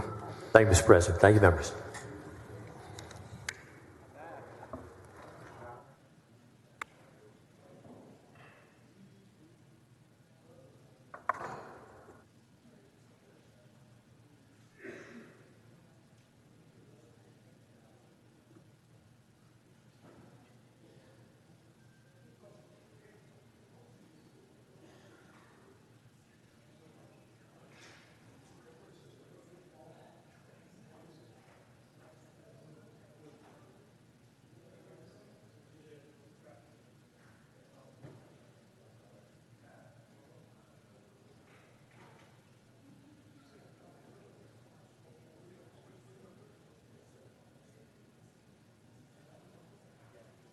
Senator Betancourt, you recognize to suspend the regular order of business on House Bill 2138. Thank you, Mr. President. Currently, nonprofit wildlife and agricultural organizations cannot sell charitable raffle tickets online to their members and supporters. House Bill 2138 seeks to change this by providing these organizations with an additional means to support conservation efforts and important habitat restoration projects by allowing only members and identified supporters of the organizations, not members of the general public, to purchase raffle tickets online. And I have an amendment from the Baptist General Convention of Texas to take after I move suspension of the regular order of business and take up and consider House Bill 2138. Secretary will call the roll. Alvarado, Betancourt, Birdwell, Blanco, 22 Campbell. ayes, 9 nays. Rules suspended. Chair lays out on second reading House Bill 2138. House Bill 2138, relating to the sale of charitable raffle tickets by certain nonprofit wildlife conservation associations. Following amendment. Floor amendment number 1 by Betancourt. Your amendment? Thank you, Mr. President. This agreed-to floor amendment in committee brought to us by the Baptist General Convention of Texas. The amendment ensures that graphics or dynamic animation can be used to demonstrate an entry as a raffle or raffle drawing. I move adoption of floor amendment number 1.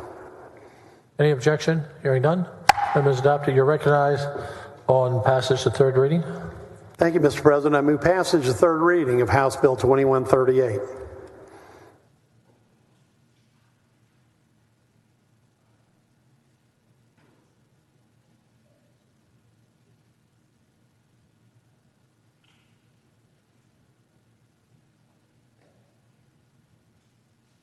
Secretary will call the roll. Alvarado, Betancourt, Birdwell, Blanco, Campbell, Creighton, Eckhart, Flores, Gutierrez, Hall, Hancock, Hinojosa, Huffman, Hughes, Johnson, King, Colcourse, Lamantia, Menendez, Middleton, Miles, Nichols, Parker, Paxton, Perry, Schwertner, Sparks, Springer, West, Whitmer, and Zaffarini. We'll hold there. Oh, the vote is 22-9. We're going to hold there. I've got the suspension votes already.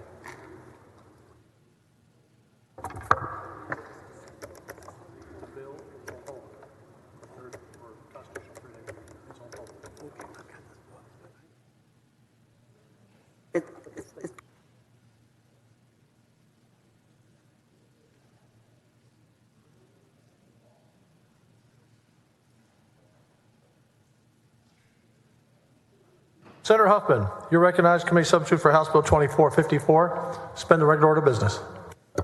Thank you, Mr. President and members. At this time, I move to suspend the regular order of business to take up and consider the committee substitute to House Bill 2454.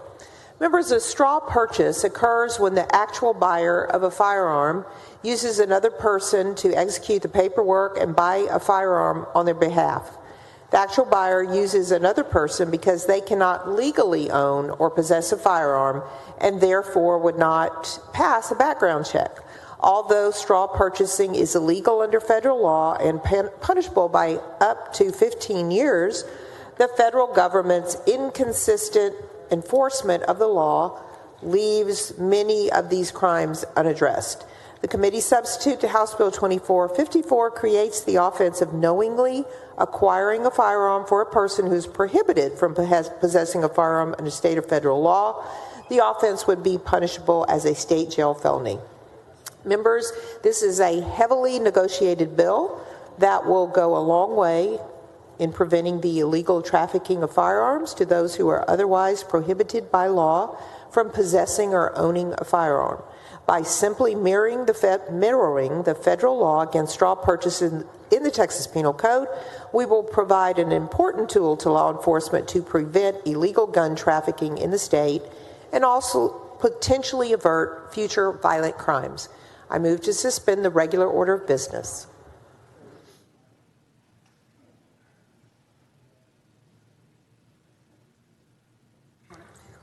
Senator West, what purpose? Question of the author. Do you yield? Yes. Well, Senator, I have joined you in this bill. In fact, I filed a bill just like this, but I understand the heavy negotiated portions of it. It was negotiated. Thank you, And the reality is, as long as it gets done, it's not an issue who gets credit. It's something that needs to be done. We should have done it a long time ago. And I think you correctly said that even though we have a federal law, it has not been enforced in the state of Texas. and this provides law enforcement something they've been asking for a long time. Question. Yes. As it relates to how this is operationalized by a law enforcement officer, and let's just say the two of us, you know that I'm not eligible, you may suspect that I'm not eligible to own a firearm. Yes.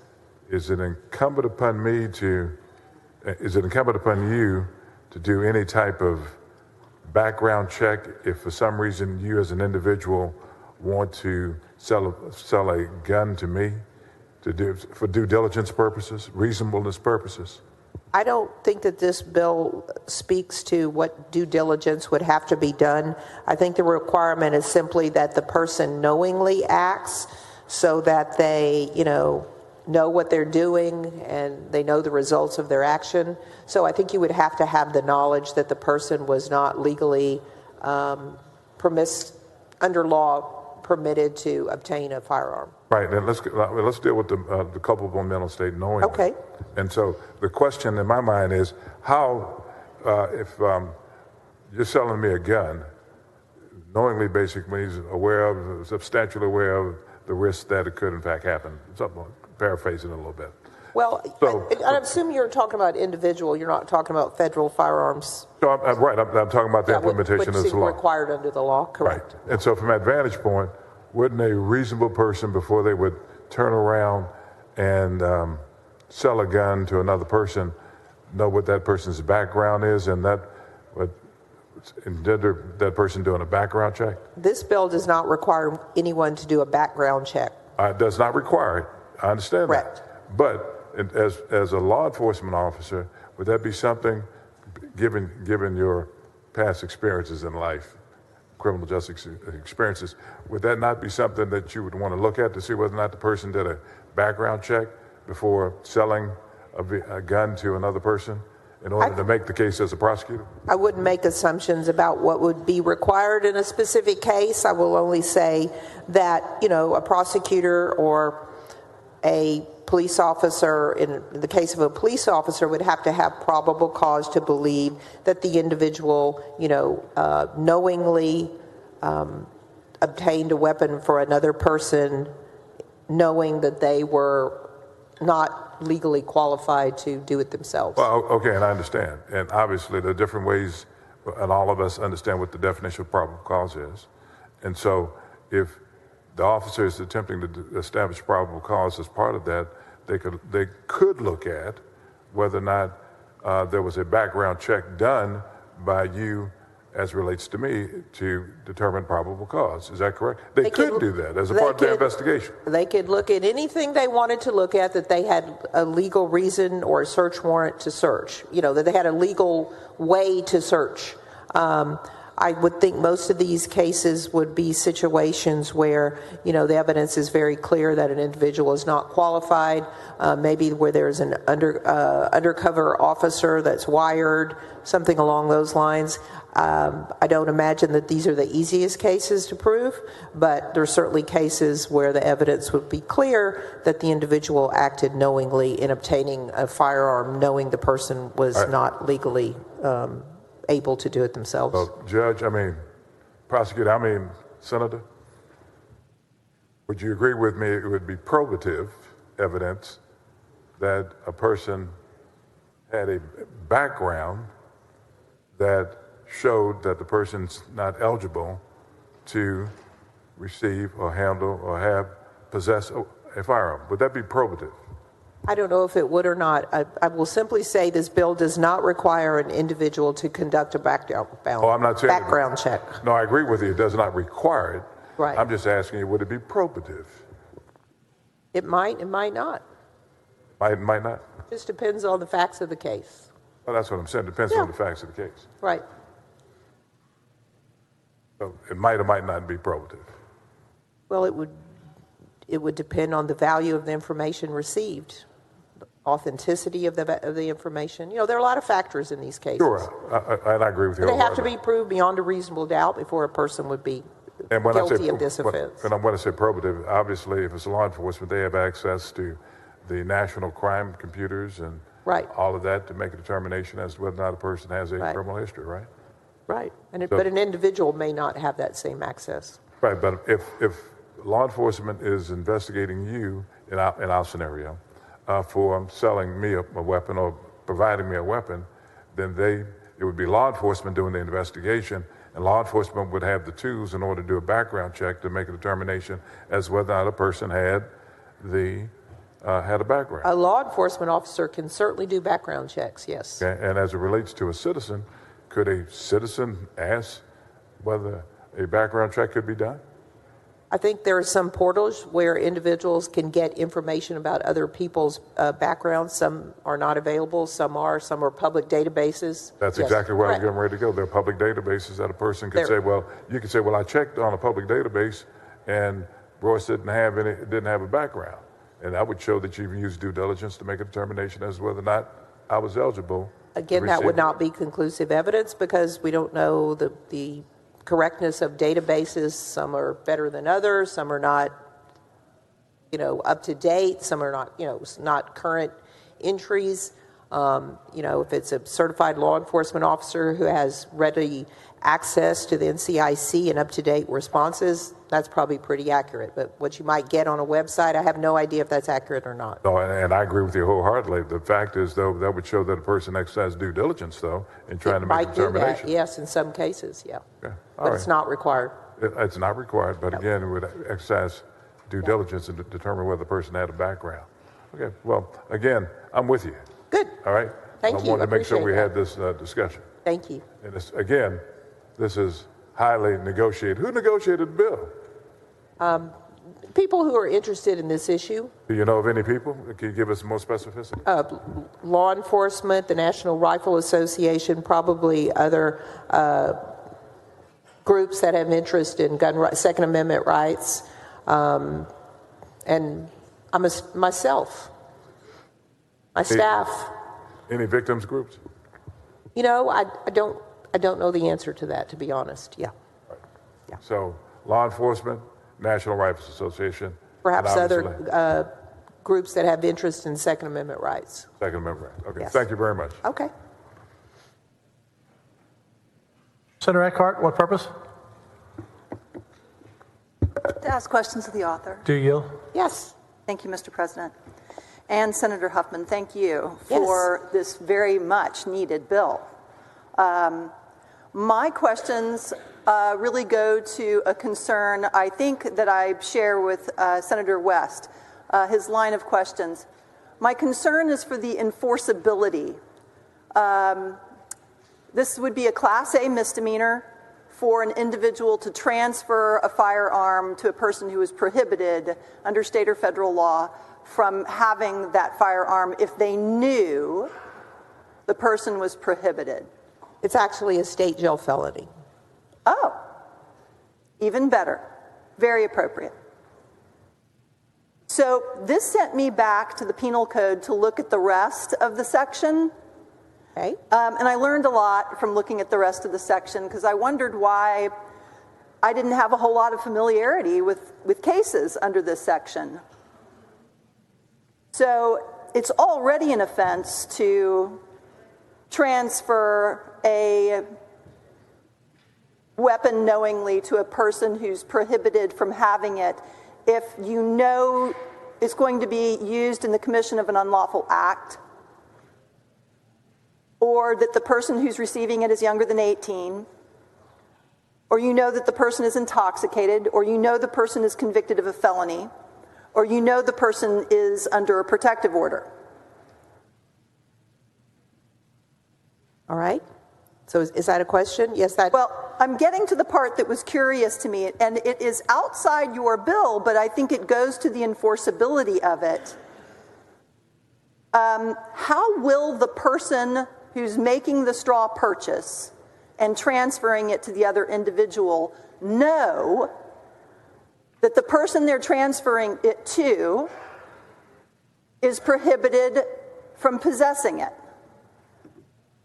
There are going to be specific cases where law enforcement who is investigating the case or the prosecutor who is prosecuting the case has a specific set of facts that can prove beyond a reasonable doubt that the person knew that the individual was not legally qualified to obtain the firearm themselves under federal or state law. So they will be situations where that is able to be proven. There are going to be this type of situations where a person, for example, asks another person, I cannot buy the gun myself because, I have a felony conviction, or, I have a mental health adjudication, all the things that exist in federal or state law. And so would you buy this? Would you go into Walmart and fill out the forms and buy the gun for me? There are instances where this comes to the police attention. There are instances where police have gone to federal authorities, and because of too many cases, not enough prosecutors, for different reasons, the feds choose not to prosecute. This is another tool for law enforcement. Now a state prosecutor, if presented with facts that they believe they could prove beyond a reasonable doubt that such had occurred, they could prosecute the individual. And I 100% agree with you. That would be such a tight case. If there was an admission by a party opponent, I am not eligible to possess a firearm, will you go buy this for me and hand it to me? That would be a straight up case under your law, and thank goodness for it. That happens sometimes. It does. Yeah. But since 1 in 5 purchases of guns are done without a background check in the state of Texas, what about Bob, who is clearly not, who knows he's not eligible to possess a firearm, goes to Jim and says, hey, purchase this firearm for me, or give me this firearm, transfer it over to me, and never tells Jim that he is prohibited from possessing a firearm. What obligation does Jim have to find out whether or not Bob is eligible to possess a firearm? Again, a person who is licensed under the federal firearms sale and so forth has obligations. A citizen under current law does not have an obligation to run if you're asking about a background check, they don't have an obligation to run a background check. Right, so anyone who is not a federal firearms dealer has no obligation to know that the person they're selling to is prohibited from possessing a firearm, correct? We always hope that people exercise good judgment, but we can't legislate good judgment. So we certainly don't require it. So let me ask you about this provision, which I thought was super curious, and it didn't occur to me before. Section 7 of the same provision of code, while prohibited from possessing a firearm under state or federal law, knowingly makes a materially false statement on a form that is required by state or federal law for the purchase, sale, or other transfer of a firearm, and submitted to a licensed firearm dealer as defined by 18 U.S.C. So that's a state jail felony. If you make a false statement when you know you're not supposed to have a gun and you are buying one from a federally licensed arms dealer. But it doesn't cover a private sale. So you can lie in a private sale.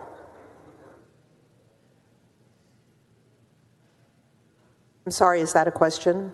Well, it's curious to me because I really love your bill, but I'm concerned it's going to be very difficult to prosecute it, since a person who's prohibited from possessing a firearm has no obligation to tell the straw purchaser that they're prohibited.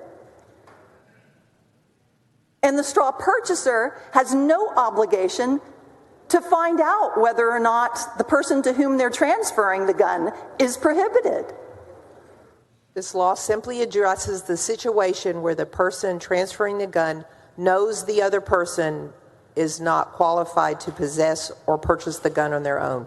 It's very narrow, it's very simple. That's what this bill does.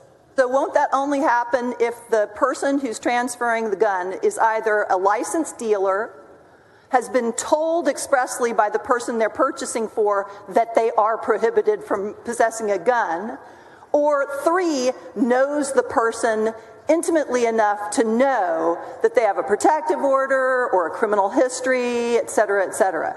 So those would be the only circumstances in which we would ever get a conviction under this straw purchase. I'm not going to speculate on the only situations where we might get a conviction under this particular law, because you're a former prosecutor, as you know. There are literally thousands, hundreds of thousands of fact scenarios. Just when you think you've heard it all, you haven't. And so I don't know what fact situations are going to arise. I do believe there will be some. I do believe this will be a tool. I do believe it will be a deterrent. And so that is why I'm presenting this bill on the floor today. That's why I'm doing this.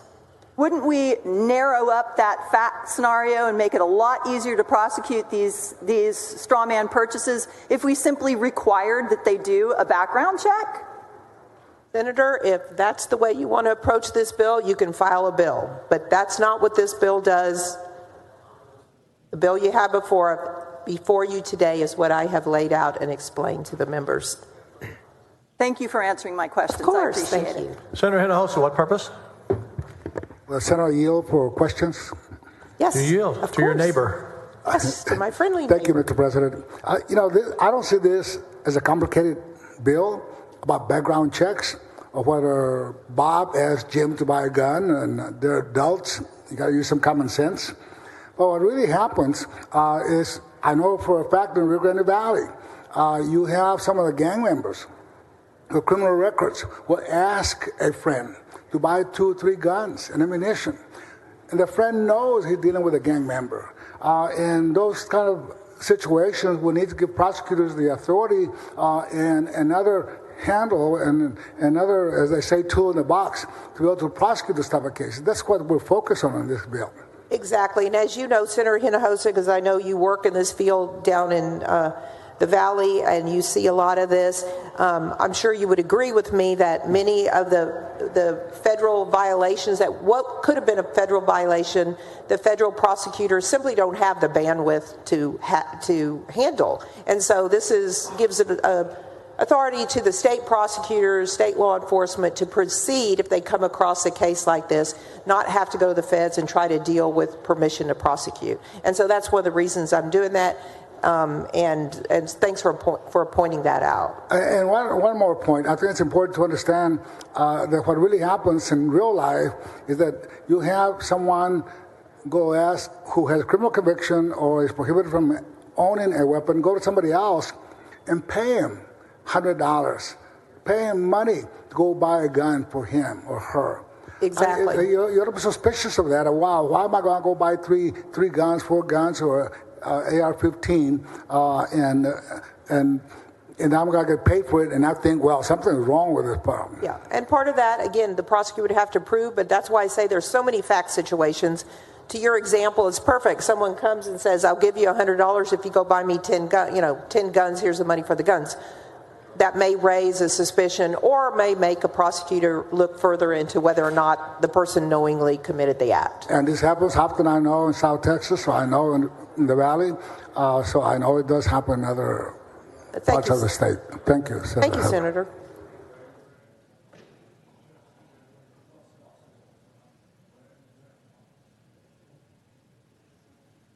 Senator Menendez, what purpose? Questions of the author? Do you yield? Yes. Thank you, Mr. President. Thank you, Senator Huffman. And I also agree that I think you have a very good bill, and it's something that is a great step forward in the right direction. But I was listening to the exchange between you and Senator Hinojosa, yes, and it caught my attention because I think you agreed with him that the purpose of the bill is when someone, in his scenario, a young person has friends who are gang members, they know they're not eligible, they've broken the law, they go buy something for them. And that's what you're saying, that's what this is supposed to help capture, correct? Correct.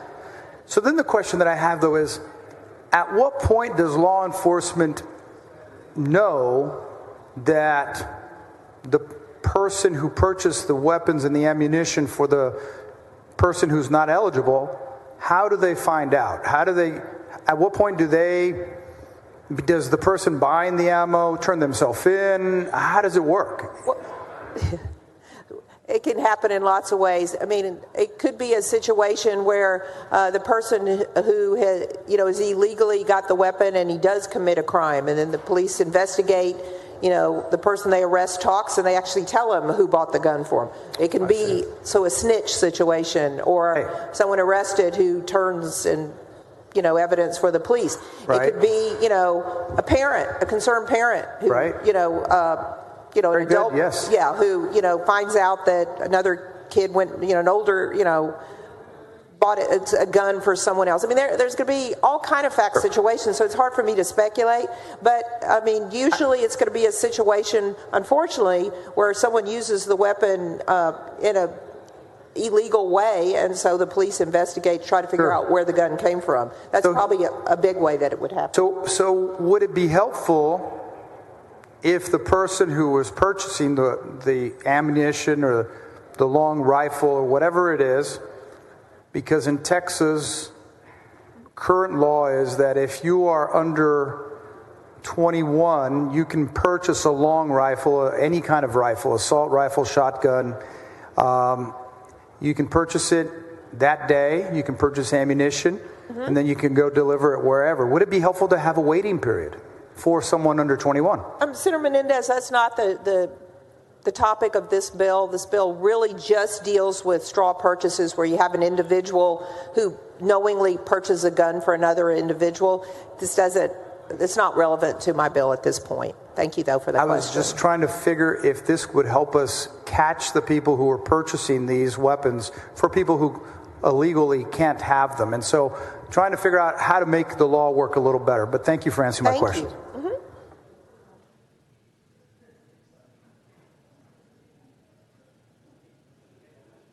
Senator Gutierrez, what purpose?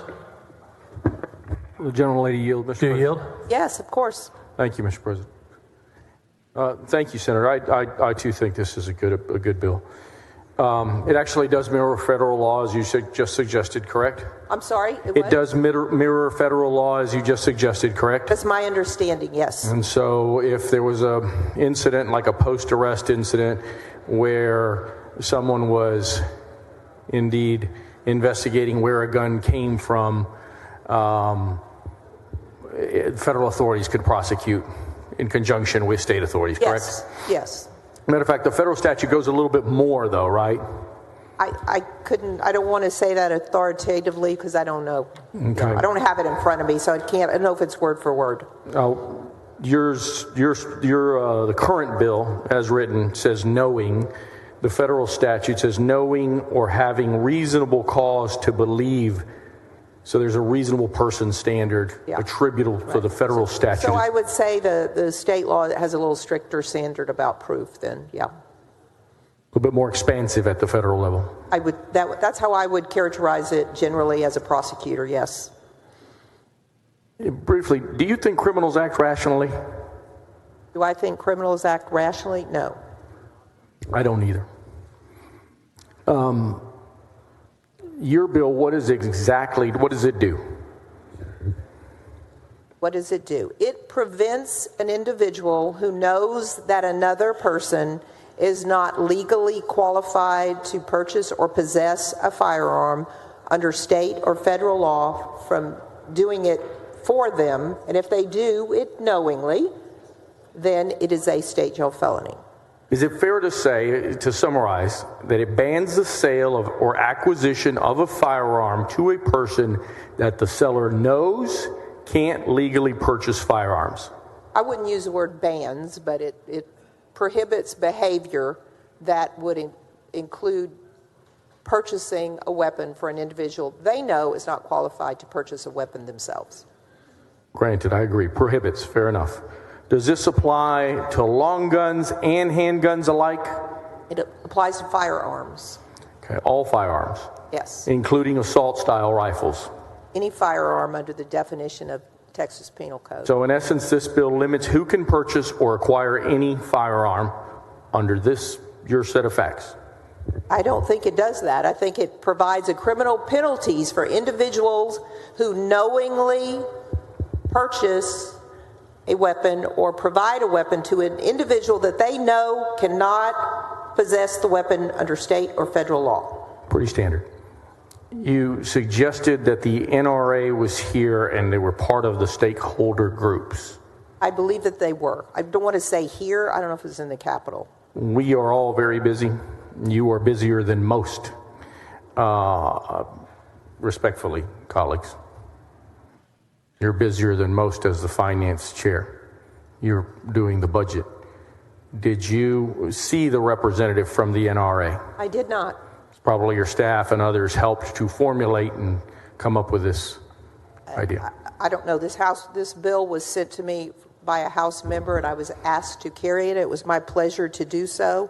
Yes, and ma'am. my staff confirmed that the bill was negotiated, and it was a bill that was ready to move forward in the Texas Senate. 2 days ago, it struck me. The elevator was closing, and I saw the NRA's expert here in the building. His name is John Lott. Is that a name that you know might have been one of the negotiators for the NRA? I do not know that gentleman. John Lott suggests that more guns equals less crime. Are you aware of that? That's a statement by a Mr. Lott? No, I did not know that. Do you agree with that statement? More guns equal less crime? Sir, I'm not here to debate like criminology with you. I'm here to debate this bill, which provides a criminal penalty, as I said before, for individuals who knowingly assist another to possess a weapon that they are not legally qualified to possess. All right. Or purchase. Senator, Madam Chair, thank you so much. Thank you, Senator.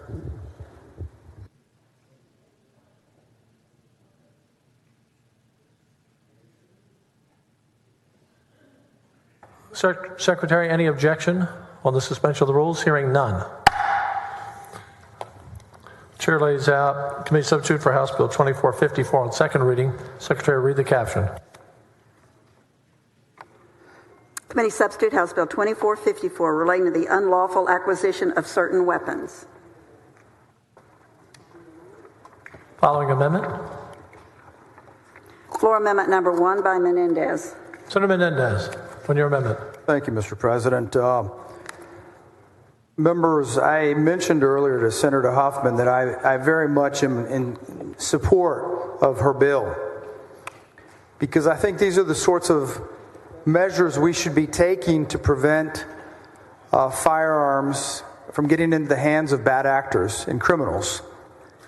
And I think we need to be taking these measures because of the tremendous loss we've had. 16,000 people already this year to gun violence. Over 221 mass shootings, all before we've even made it to the half-year mark. And if you think about it, think about the tragedies we've had. Uvalde, Santa Fe, Allen. You know, we don't want to forget anyone, but the sad part is we all know this list is very long. So, what we want is to stop it from growing. And I know that we can't guarantee that it's not going to happen again, but just like we've been relentless in trying to eliminate other issues, whether it be voter fraud, child exposure to adult content, we need to be as relentless in preventing another mass shooting. Because just as we've gone over and over how we can never get innocence back, lives back, we can see the patterns that have an understanding and that many of these acts of mass violence and suicide come from people suffering from serious mental health disturbances at times, and the weapons and the ammunition that are bought many times right before the criminal acts are committed. This has been especially true for people who are under the age of 21, who have been, in many cases, the main perpetrators of mass shootings. This does not get any time. The bill doesn't give us time for life-saving intervention. If we'll be lucky, the bill will help us stop before a violent event. And what this amendment to House Bill 2454 does, it gives law enforcement and Texans a little bit of time. I want to add a 30-day waiting period for any individuals under the age of 21. Because, members, it's been said on this floor recently that we don't trust minors with alcohol. We know that alcohol purchase is 21. Cigarettes. And I may know that it may be a little much to say a month, and I'm willing to negotiate on that.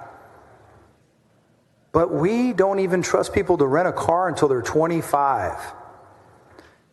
Members, an overwhelming majority of Texans support this, and I think that if we're going to have a conversation on the floor about harmful firearm distribution, it is appropriate that we have this and that we consider this amendment. And let me tell you that we have a defensive prosecution in the bill.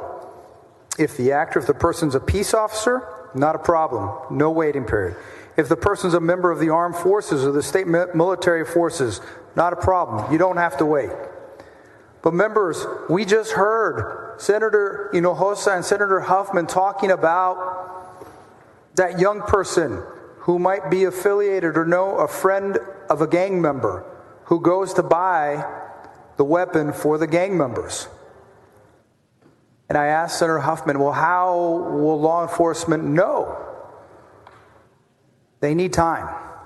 And all I'm saying is if you're under 21, that we have a waiting period. And I do not want to do anything to harm this bill. I want to give this bill an additional helpful tool to make it more useful. And I think that this amendment does that. And with that, Mr. President, I'd like to move adoption of floor amendment number 1. I want y'all to know I have not surprised Senator Huffman. My staff and her staff have been talking since Friday. I've spoken to her directly, and she has been very gracious. And she's explained to me what she told all of us, that her bill is heavily negotiated. So I won't be surprised at all if she says that she can't accept it. But I still had to try because I really do think that is the best policy. Thank you, Mr. President. Senator Hughes, what purpose? Mr. President, thank you. Respectfully, I raise a point of order against further consideration of the amendment. It's not germane to the bill under Rule 7.15, Senate Rules. Please bring it forward.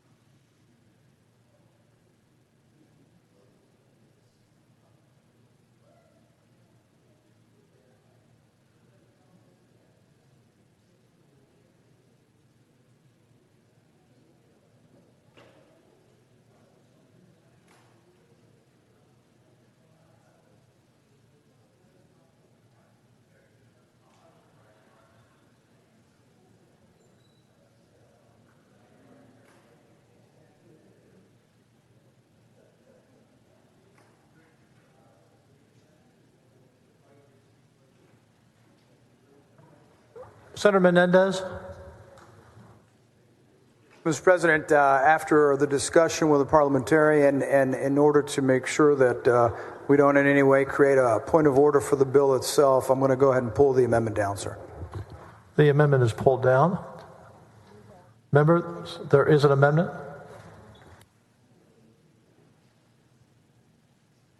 want to get it all the way to the back?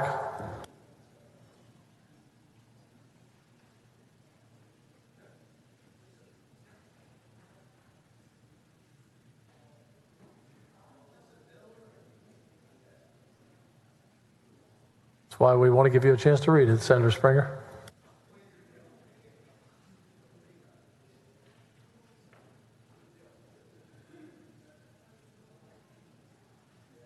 Give him a chance, Senator Eckhart, to look at the amendment. Secretary will read the amendment. Floor Amendment number 2 by Eckhart. You're recognized on your amendment. Thank you, Mr. President. Although this amendment is long, it's nothing that you have not seen before. This bill was filed with regard to emergency protective orders, or also known as red flag protective orders.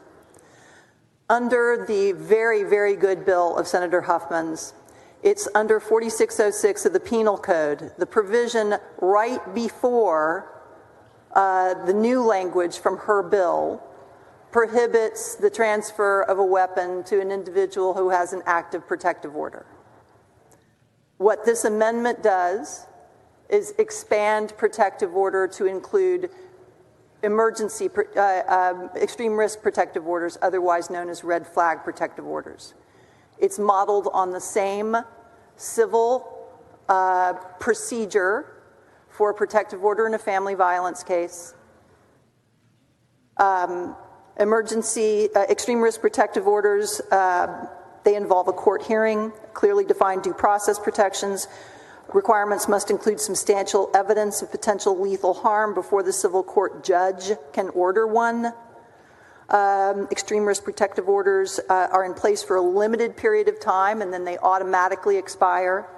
But the subject of an extreme risk protective order, just like the subject of a domestic violence protective order, can argue against the protective order and even come back on the protective order saying that it should be extinguished early because the threat has passed, at which point the firearms would be returned to the possession of the individual. So while this amendment is long, it is nothing you haven't seen before. It is modeled exactly on the domestic violence protective order, but it is for extreme risk or red flag. In many instances of gun violence, family members or friends notice warning signs that shooters were at risk of harming themselves or others.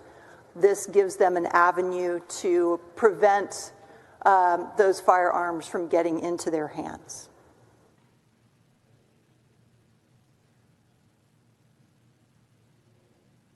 Thank you, Senator. Senator Hughes, for what purpose? Thank you, Mr. President. I respectfully raise a point of order under Rule 7.15, the Senate rules, and the amendment is not germane to the purpose of the bill. Bring your point of order forward, please.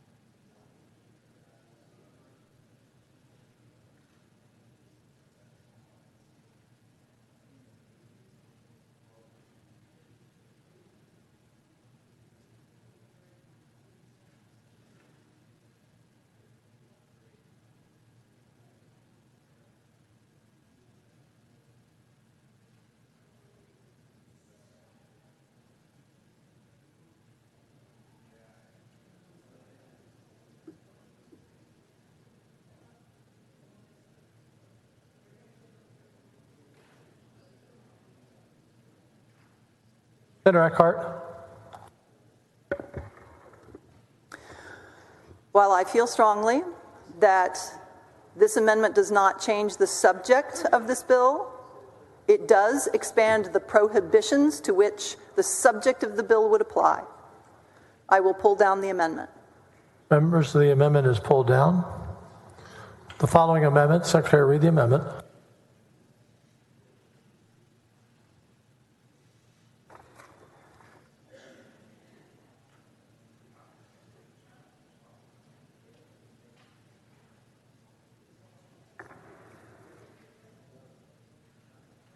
Secretary, read the amendment. Floor Amendment number 3 by Eckhart. Senator Eckhart, you're recognized. Thank you, Mr. President. This amendment goes directly to much of the questions to the author with regard to its enforceability. Without having a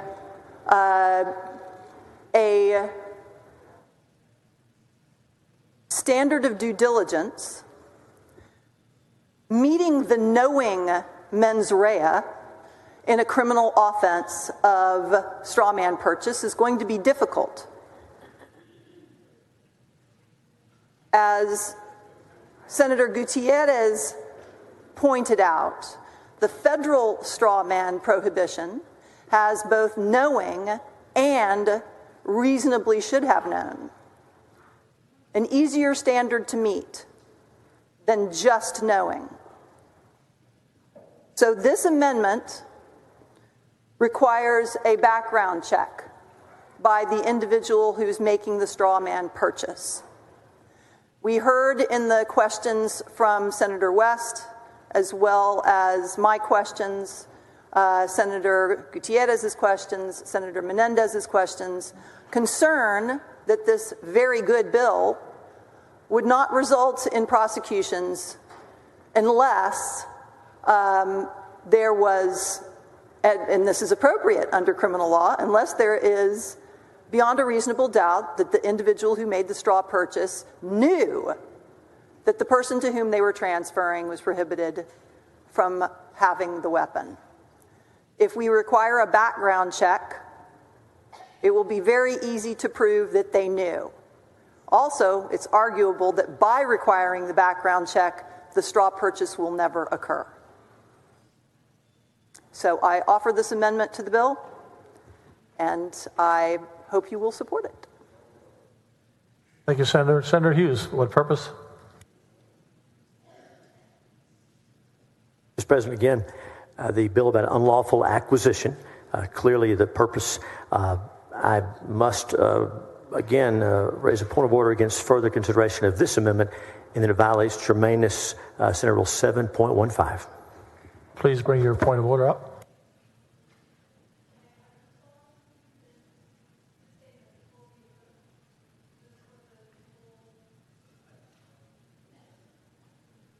Be better to approach, since a point of order was called, and do it here. That's what we normally do. We don't have many of these, but when we do, that's how we do it.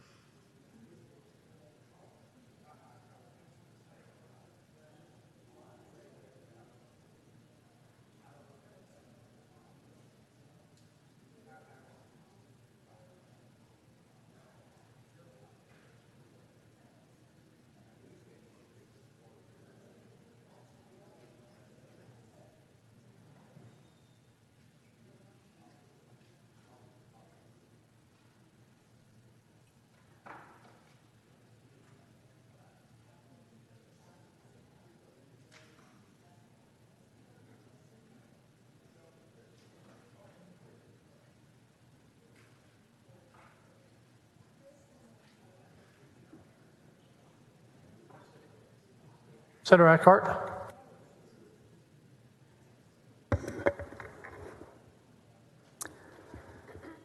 While I believe that without a background check requirement, it is unlikely we will see very many prosecutions under this bill because the knowing standard will be difficult to meet under our current law, I will pull down the amendment.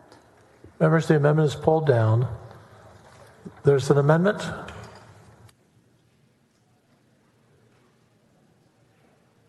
Secretary will read the amendment. Floor Amendment number 4 by Gutierrez. Senator Gutierrez on your amendment. Thank you, Mr. President. My amendment creates the unlawful acquisition of a firearm by an 18, 19, or 20-year-old, specifically assault rifles. It does, however, establish some exceptions under what was passed in the House committee not too long ago, which it allows for hunting, it allows for a transfer to a peace officer or someone serving in the military or who's honorably discharged in the military. It allows for people utilizing these guns in a firing range and so on, and for the purpose of lawful hunting, as long as that they are on such a type hunting facility. And so with that, this is about the lawful acquisition of these types of weapons to 18, 19, and 20-year-olds. Senator Hughes.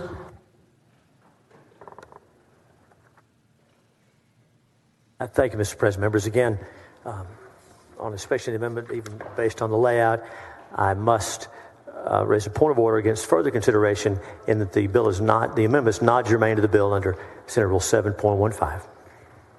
Please bring your point of order forward.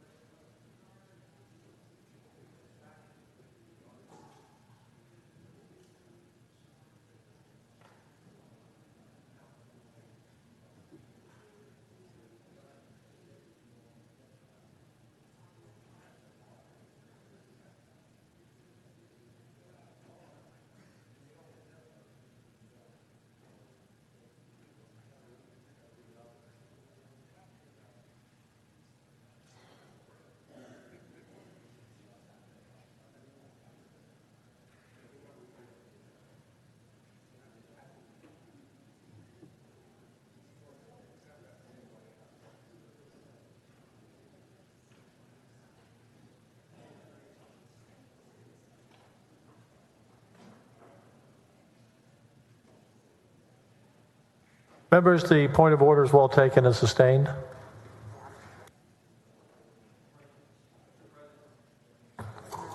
Yes, I'm sorry, what purpose? Respectfully, Mr. President, under Rule 515, I would like to appeal the ruling of the chair to the body. Would you bring your, Senator Hughes, what purpose?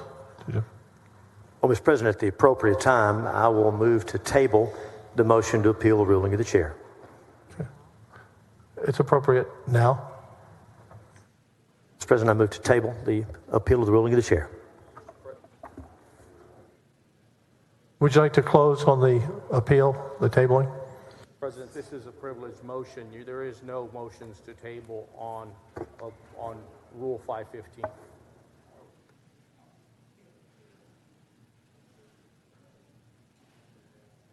It is always in order to table an appeal in the parliamentary rules. Is his mic working, please? Turn it on. There you go. Thank you, Mr. President. Respectfully, may we see that rule? I mean, I'm trying to find the rule or the precedent for that, because it's our understanding that under Rule 515, that every question of order shall be in the first instance be decided by the President, from whose decision any member may appeal to the Senate. Rulings which set or alter precedent shall be printed as an annotation to the rules. The rule is quite clear, Mr. President. When a member, any member in this room, disagrees with the decision of the chair, then the body can then affirm or controvert that decision. Hold on 1 second, Senator.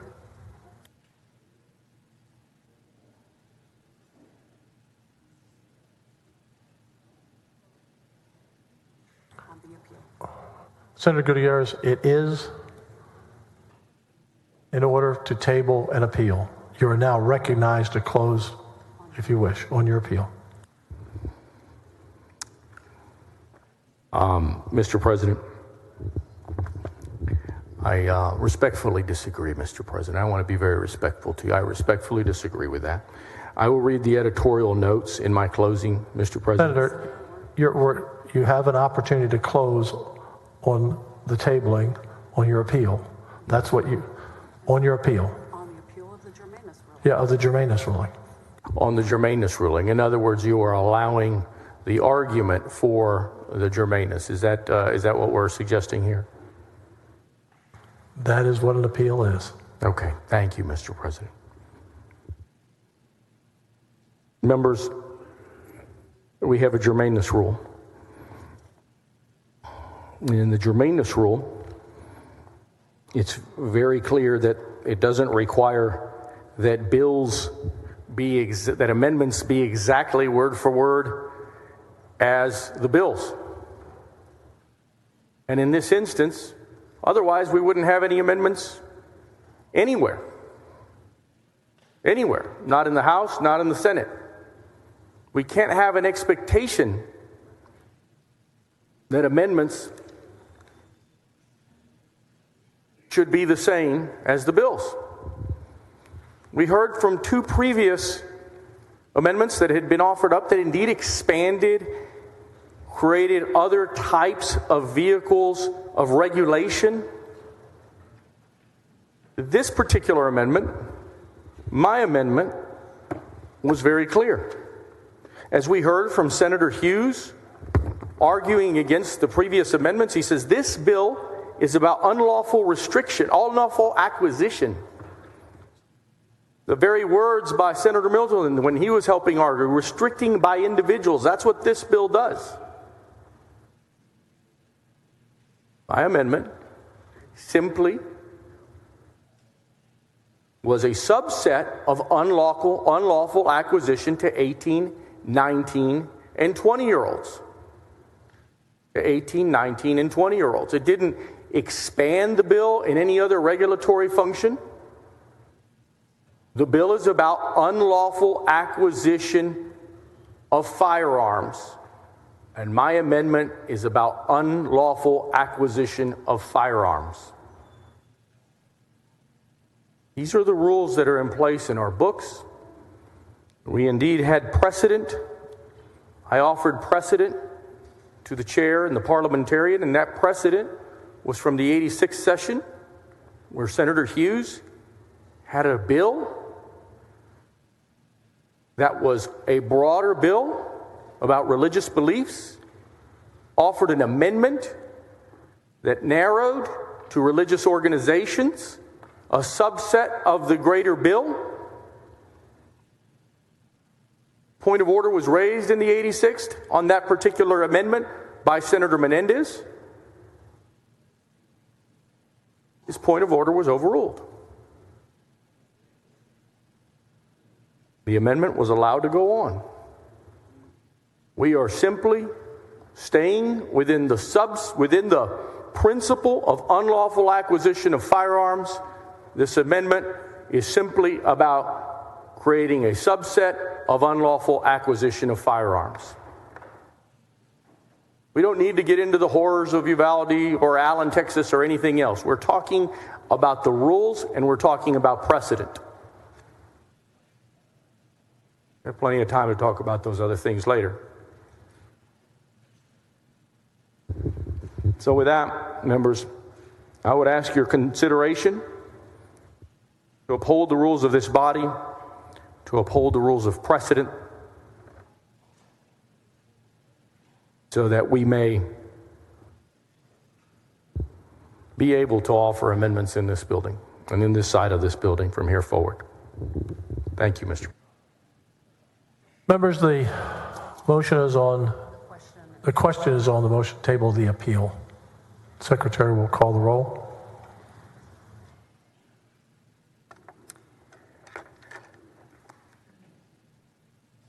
Let's see what you help me look. I can't see. Alvarado, Betancourt, Birdwell, Blanco, Campbell, Creighton, Eckhart, Flores, Gutierrez, Hall, Hancock, Hinojosa,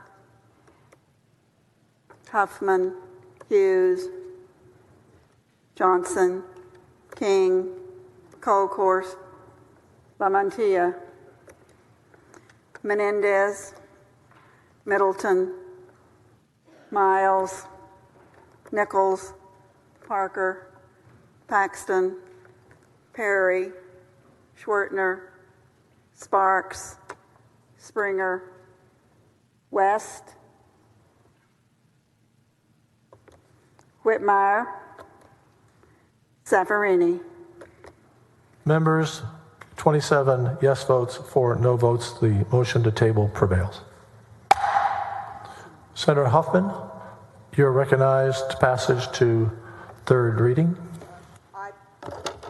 I move passage to third reading on the committee substitute to House Bill 2454. Okay.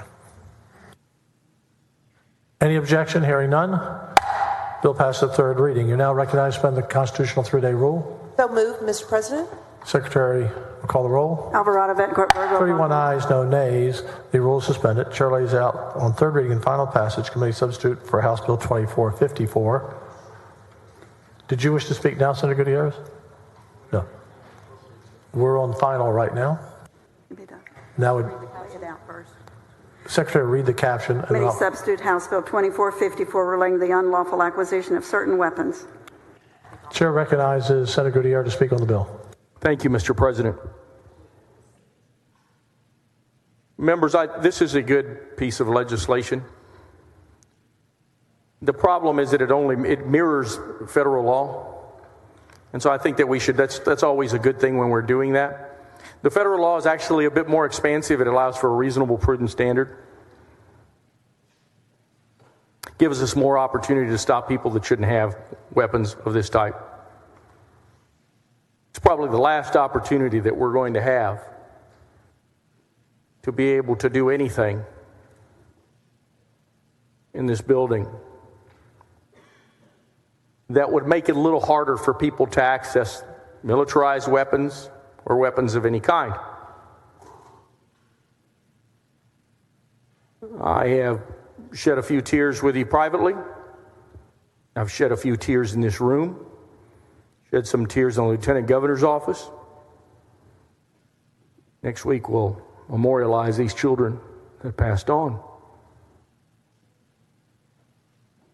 But I think that we're missing a real opportunity to be more expansive here without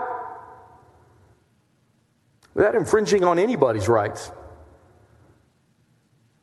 We have to be able to regulate the guns that are killing people indiscriminately. And it is the guns. I know people say it's people.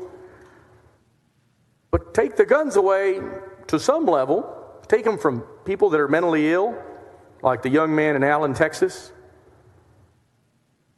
Minors, like the young man in Uvalde. We have opportunities to do things that are responsible in here. And we've abrogated our responsibilities because a few people on the far right want to tell us that we're infringing on their constitutional rights.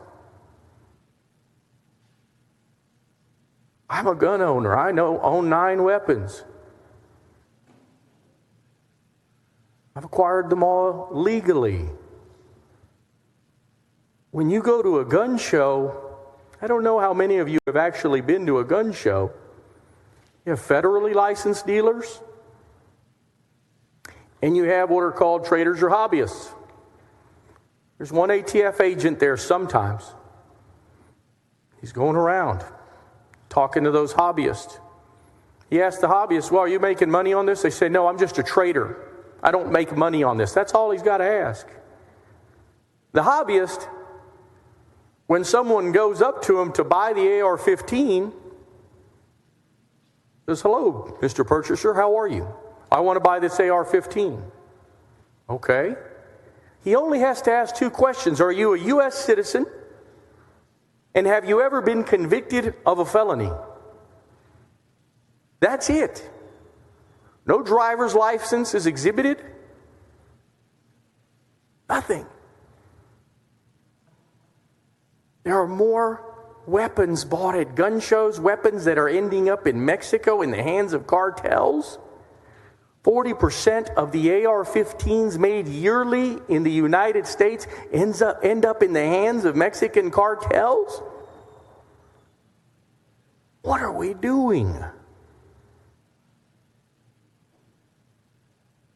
I don't understand this anymore.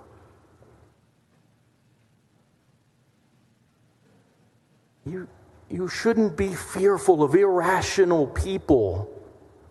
I agree with Senator Kolkhorst when she says that criminals act irrationally. John Lott, their so-called expert that was here 2 days ago with the NRA, he also argued in the House bill. John Lott wrote a book. More crimes equal less guns. That's his title of his book. More guns equals less crime. He wrote that, and with that, he became the NRA's lead expert. This is what he wrote. This is his conclusion. My conclusion is that criminals as a group tend to behave rationally. When crime becomes more difficult, less crime is committed. We haven't done anything session after session to make crime more difficult. Yeah, we've enhanced some bills. Someone filed a 10-year minimum. The Lieutenant Governor suggested 10-year minimum. Great idea. We passed that bill, I think, out of this building. I don't know who it was. Senator Hughes, perhaps. I don't know. Out of this side of the building. You presume that criminals act rationally. They don't. The first part of my career, I was a criminal defense lawyer. I've been a lawyer now for 23 years. I did that for 12. Went to trial. Senator, she was a judge presiding over criminal cases. And she just told you criminals don't act rationally. They don't. And we presuppose that by creating pieces of legislation that are going to be enhanceable type offenses, that somehow that's going to prevent those people from doing this thing. Oh, hell, the legislature just passed a bill, and I'm going to have a 10-year minimum if I take this gun into that grocery store and rob them. They don't think that. John Lott, the leading expert for the NRA, he's absolutely wrong. Absolutely wrong. And we have spread guns so much into the hands of young people, in the hands of people that are irresponsible in their storage. In March, a 3-year-old shoots her 4-year-old sister to death in Houston. Just yesterday, a 3-year-old shoots her 1-year-old sister in Houston because parents didn't safeguard the damn guns. Thank God the 1-year-old lived. He lived yesterday. 2 months ago, that little 3-year-old is never, ever going to be the same again. Never. I need to apologize to all of you. I need to apologize to the Lieutenant Governor, because I started out, I tried to be nice, and then I got angrier and angrier, and I've been angry for a long time. I've been angry for a long time. I've been angry because I saw everything that the Department of Public Safety gave me in a hard drive this big. And I had to see it because there was tremendous failure. As Steve McCraw suggested, it was abject failure. 2 terabytes of information. I needed to see the failure, but what I saw was a lot of failure. And what I saw was little children with no faces. What I saw was bodies just riddled. Blood everywhere. 3 piles of kids. 2 of them with teachers draped over them in one room. Kids in another room, piled together, because that's what we train them to do. We train them to go huddle together. I know you think that we have done some good things on school hardening, and we have. The senator, the chairwoman, has passed a good piece of legislation, hopefully in a few minutes. But it is hardly enough. We don't get to pat on ourselves on the back for mirroring federal legislation. That isn't enough. I'm going to stay angry for a long time. You haven't seen what I've seen. I urge you to sign a non-disclosure agreement if you think you can live with it. But you too can get 2 terabytes of information. I urge you to look at all the videos. I urge you to hear the officers throwing up as they take down that gunman and see the scene a few minutes later. You've never seen so much blood in your life.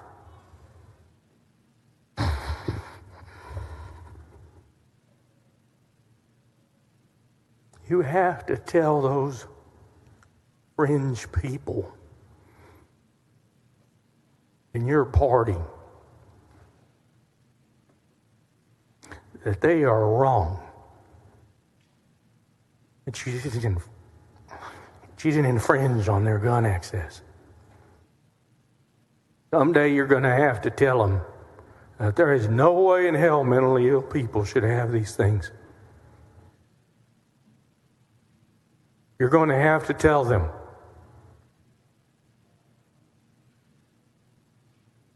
that you have to have some restrictions on people on how they access these weapons. You're even going to have to tell them that an 18-year-old shouldn't be able to buy an AR-15 like he's buying soda pop at 7-Eleven.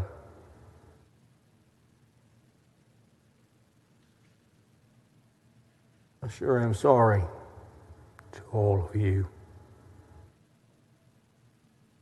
the way that I've behaved this session. I am angry as hell.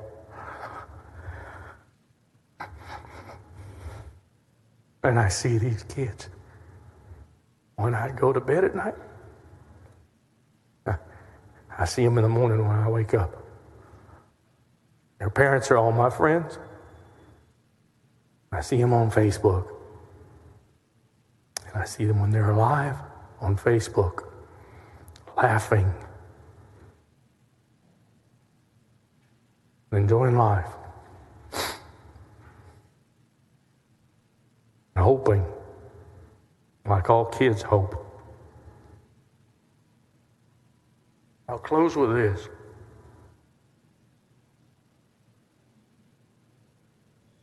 We have to do this and more, a hell of a lot more. When you're a young man in your 30s and 40s, you think, man, you got the world by them. You know what?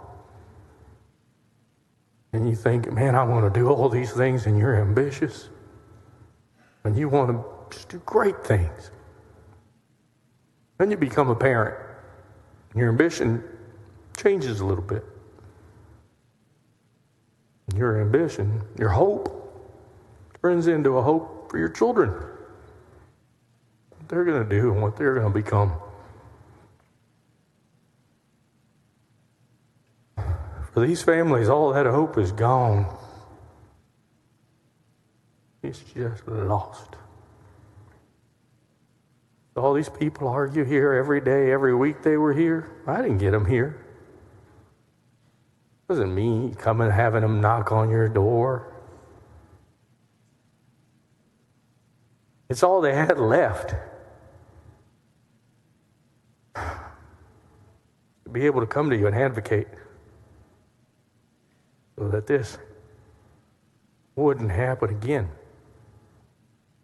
to anybody else's kids. Of course, we know it has. It happened 2 weeks ago. So I get what you guys have to deal with back home, and I get that you have to go and run for office. Sometimes you just got to tell those people to go to hell. And you're here to protect kids. And that's all that matters. That's all that matters. So, Mr. President, thank you for the time, and I do apologize to you. My behavior. I do apologize.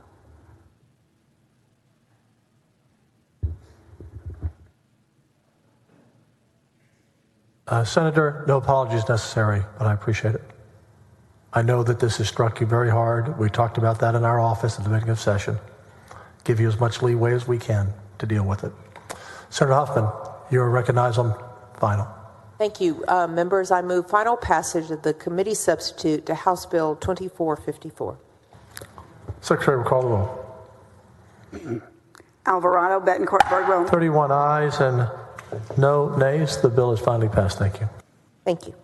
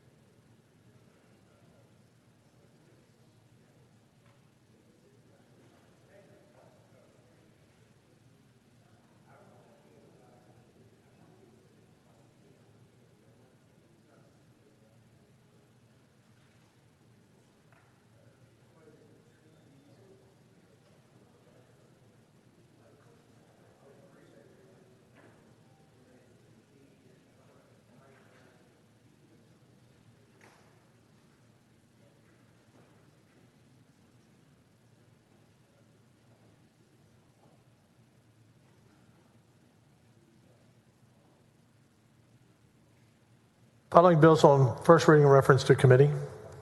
Secretary will read the bills and resolution. We're going to be wrapping up very quickly, members. House Bill 1598, Water, Agriculture, and Rural Affairs. House Bill 3686 to Criminal Justice.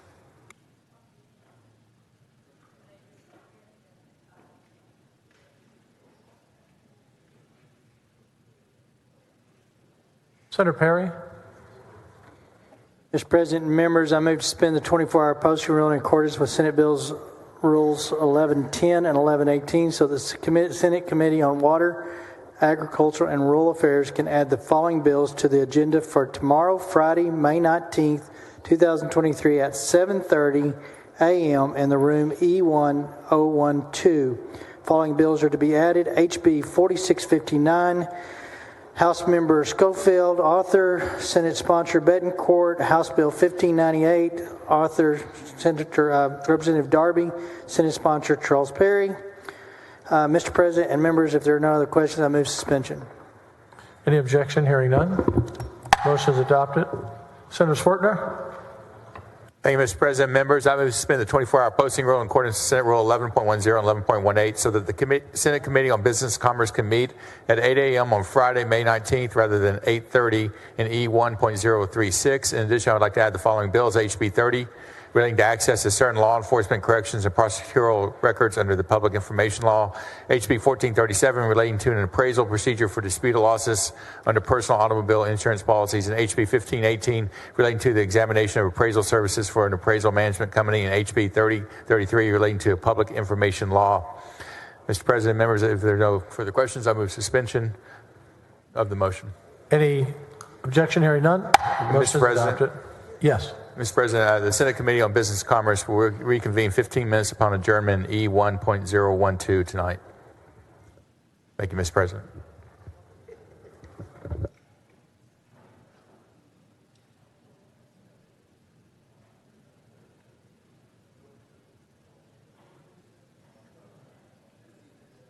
Senator Whitmire. Mr. President, I'd like to move to suspend the 24-hour posting rule in accordance with Senate Rules 11.10 and 11.18 so that the Senate Criminal Justice Committee can move up our starting time from 8:30 to 8 a.m. tomorrow, Friday, May 18th. And I'll say that again, we're going to start at 8 in the morning instead of our normal 8:30. Senator Betancourt, expect you to be there on time. And I also ask that we suspend to add the following bills: House Bill 2523, House Bill 2600, House Bill 2741, House Bill 3686. I move suspension. Any objection? Hearing none. Motion is adopted. Senator Colcourse. Thank you, Mr. President. Members, I move to suspend the 24-hour posting rule in accordance with Senate Rules 11.10 and 11.18 so that the Committee on Health and Human Services can meet at 8 a.m. tomorrow, May 19th, in the Senate chamber to take up pending business as well as the following bills: House Bill 1105, House Bill 3329, House Bill 1998, House Bill 2414, House Bill 2512, and House Bill 1357. Any objection? Hearing none. Motion is adopted. Senator Hughes. Thank you, Mr. President. I move to suspend the 24-hour posting rule and all necessary rules to allow the Senate Committee on State Affairs to consider the following bills at its hearing, which will resume upon adjournment this evening in the chamber. The following bills to be added are House Bill 824, House Bill 3058, House Bill 2850, and Senate Bill 2633. That's my motion. Any objection? Hearing none. Motion is adopted. Senator Birdwell. Thank you, Mr. President. Members, the Committee on Border Security will reconvene at 2100 or 09 this evening for after adjournment in room E1016 to continue our border security hearing and complete our hearing with 4 bills that we'll need to vote on this evening. So thank you, Mr. President and members. Thank you, Senator. Senator Betancourt. Thank you, Mr. President. Members, I move to suspend the 24-hour posting rule in accordance with Senate Rules 11.10, 11.18, so the Senate Committee on Local Government can hold the following bills to the agenda for our meeting tomorrow, Friday, May 19th, 9 a.m. or upon adjournment, recess in the Extension Auditorium E1.004. House Bill 191 by Representative Bernal, sponsor Senator Hughes. House Bill 581, Representative Raymond, sponsor Senator Zaffarini. House Bill 783, Representative Mesa, sponsor Senator West. House Bill 1228, Representative Metcalf, sponsor Senator Springer. House Bill 1248, Representative Gillian, sponsor Senator Paxton. House Bill 2181 by Representative Rose, sponsor Senator West. House Bill 2533, Representative Wally, sponsor Senator Zaffarini. House Bill 2816, Representative John. House Bill sponsor Senator Creighton. House Bill 3207, Representative Murr, sponsor Senator Springer. House Bill 3191, Representative Spiller, sponsor Senator Springer.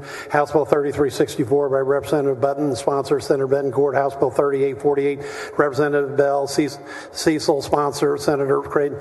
House Bill 4082 by Representative Goldman, sponsor Senator Betancourt. House Bill 4158, Representative Schofield, sponsor Senator Betancourt. House Bill 4227 by Representative Goldman, sponsor Senator Hancock. House Bill 4456, Representative Harris, sponsor Senator Betancourt. House Bill 4645, Representative Flores, sponsor Senator Zaffarini. House Bill 5405, Representative Raymond, sponsor Senator Zaffarini. Mr. President, I move suspension.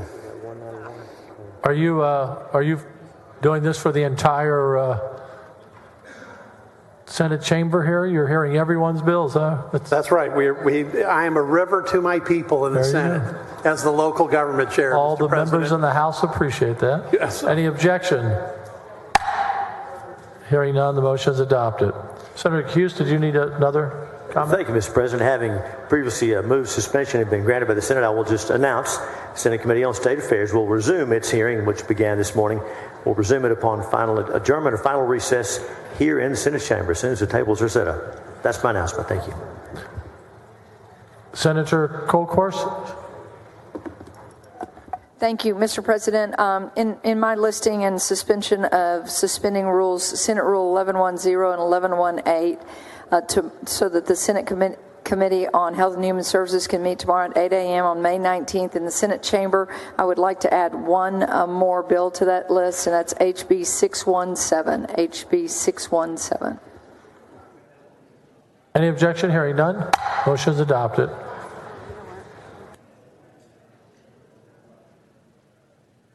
The chair announces the signing of the following of the Presidents of the Senate. HJR 134, House Bill 1959, House Bill 1859, House Bill 1789, House Bill 1285, House Bill 1225, House Bill 1040, House Bill 260, House Bill 219, House Bill 162, SJR 87, SB 2289, Senate Bill 2010, Senate Bill 1932, Senate Bill 1447, Senate Bill 1364, Senate Bill 1361, Senate Bill 1340, Senate Bill 1089, Senate Bill 786, Senate Bill 538, Senate Bill 246, Senate Bill 500, Senate Bill 14, Senate Bill 2186, Senate Bill 2538, Senate Bill 2592, Senate Bill 594, Senate Bill 728, Senate Bill 798, Senate Bill 801, Senate Bill 821, Senate Bill 849, Senate Bill 1076, Senate Bill 1133, Senate Bill 1179, Senate Bill 1238, Senate Bill 1250, Senate Bill 1420, Senate Bill 1424, Senate Bill 1794, Senate Bill 1860, Senate Bill 2102.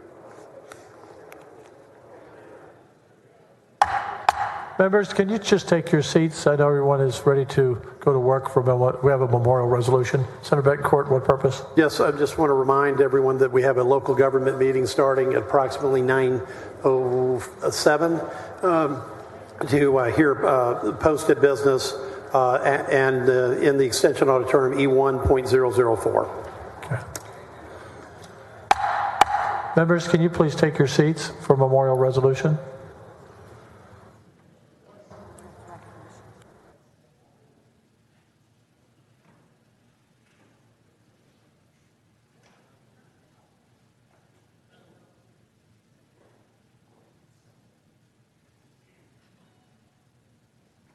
Chair recognizes the Dean of the Senate for a highly privileged motion. Thank you, Mr. President. This time I'll yield to our colleague, Senator Middleton. Senator Middleton. Thank you, Mr. President. Members, today is May the 18th, the 5th anniversary of the Santa Fe shooting, and I'd like to pause for a moment of silence here tonight for the 10 victims: Cynthia Tisdale, Ann Perkins, Jared Black, Shana Fisher, Christian Garcia, Aaron McLeod, Angelique Ramirez, Sabika Sheik, Christopher Stone, and Kimberly Vaughn. If you could please join me in lifting the family up in prayers today and for a moment of silence.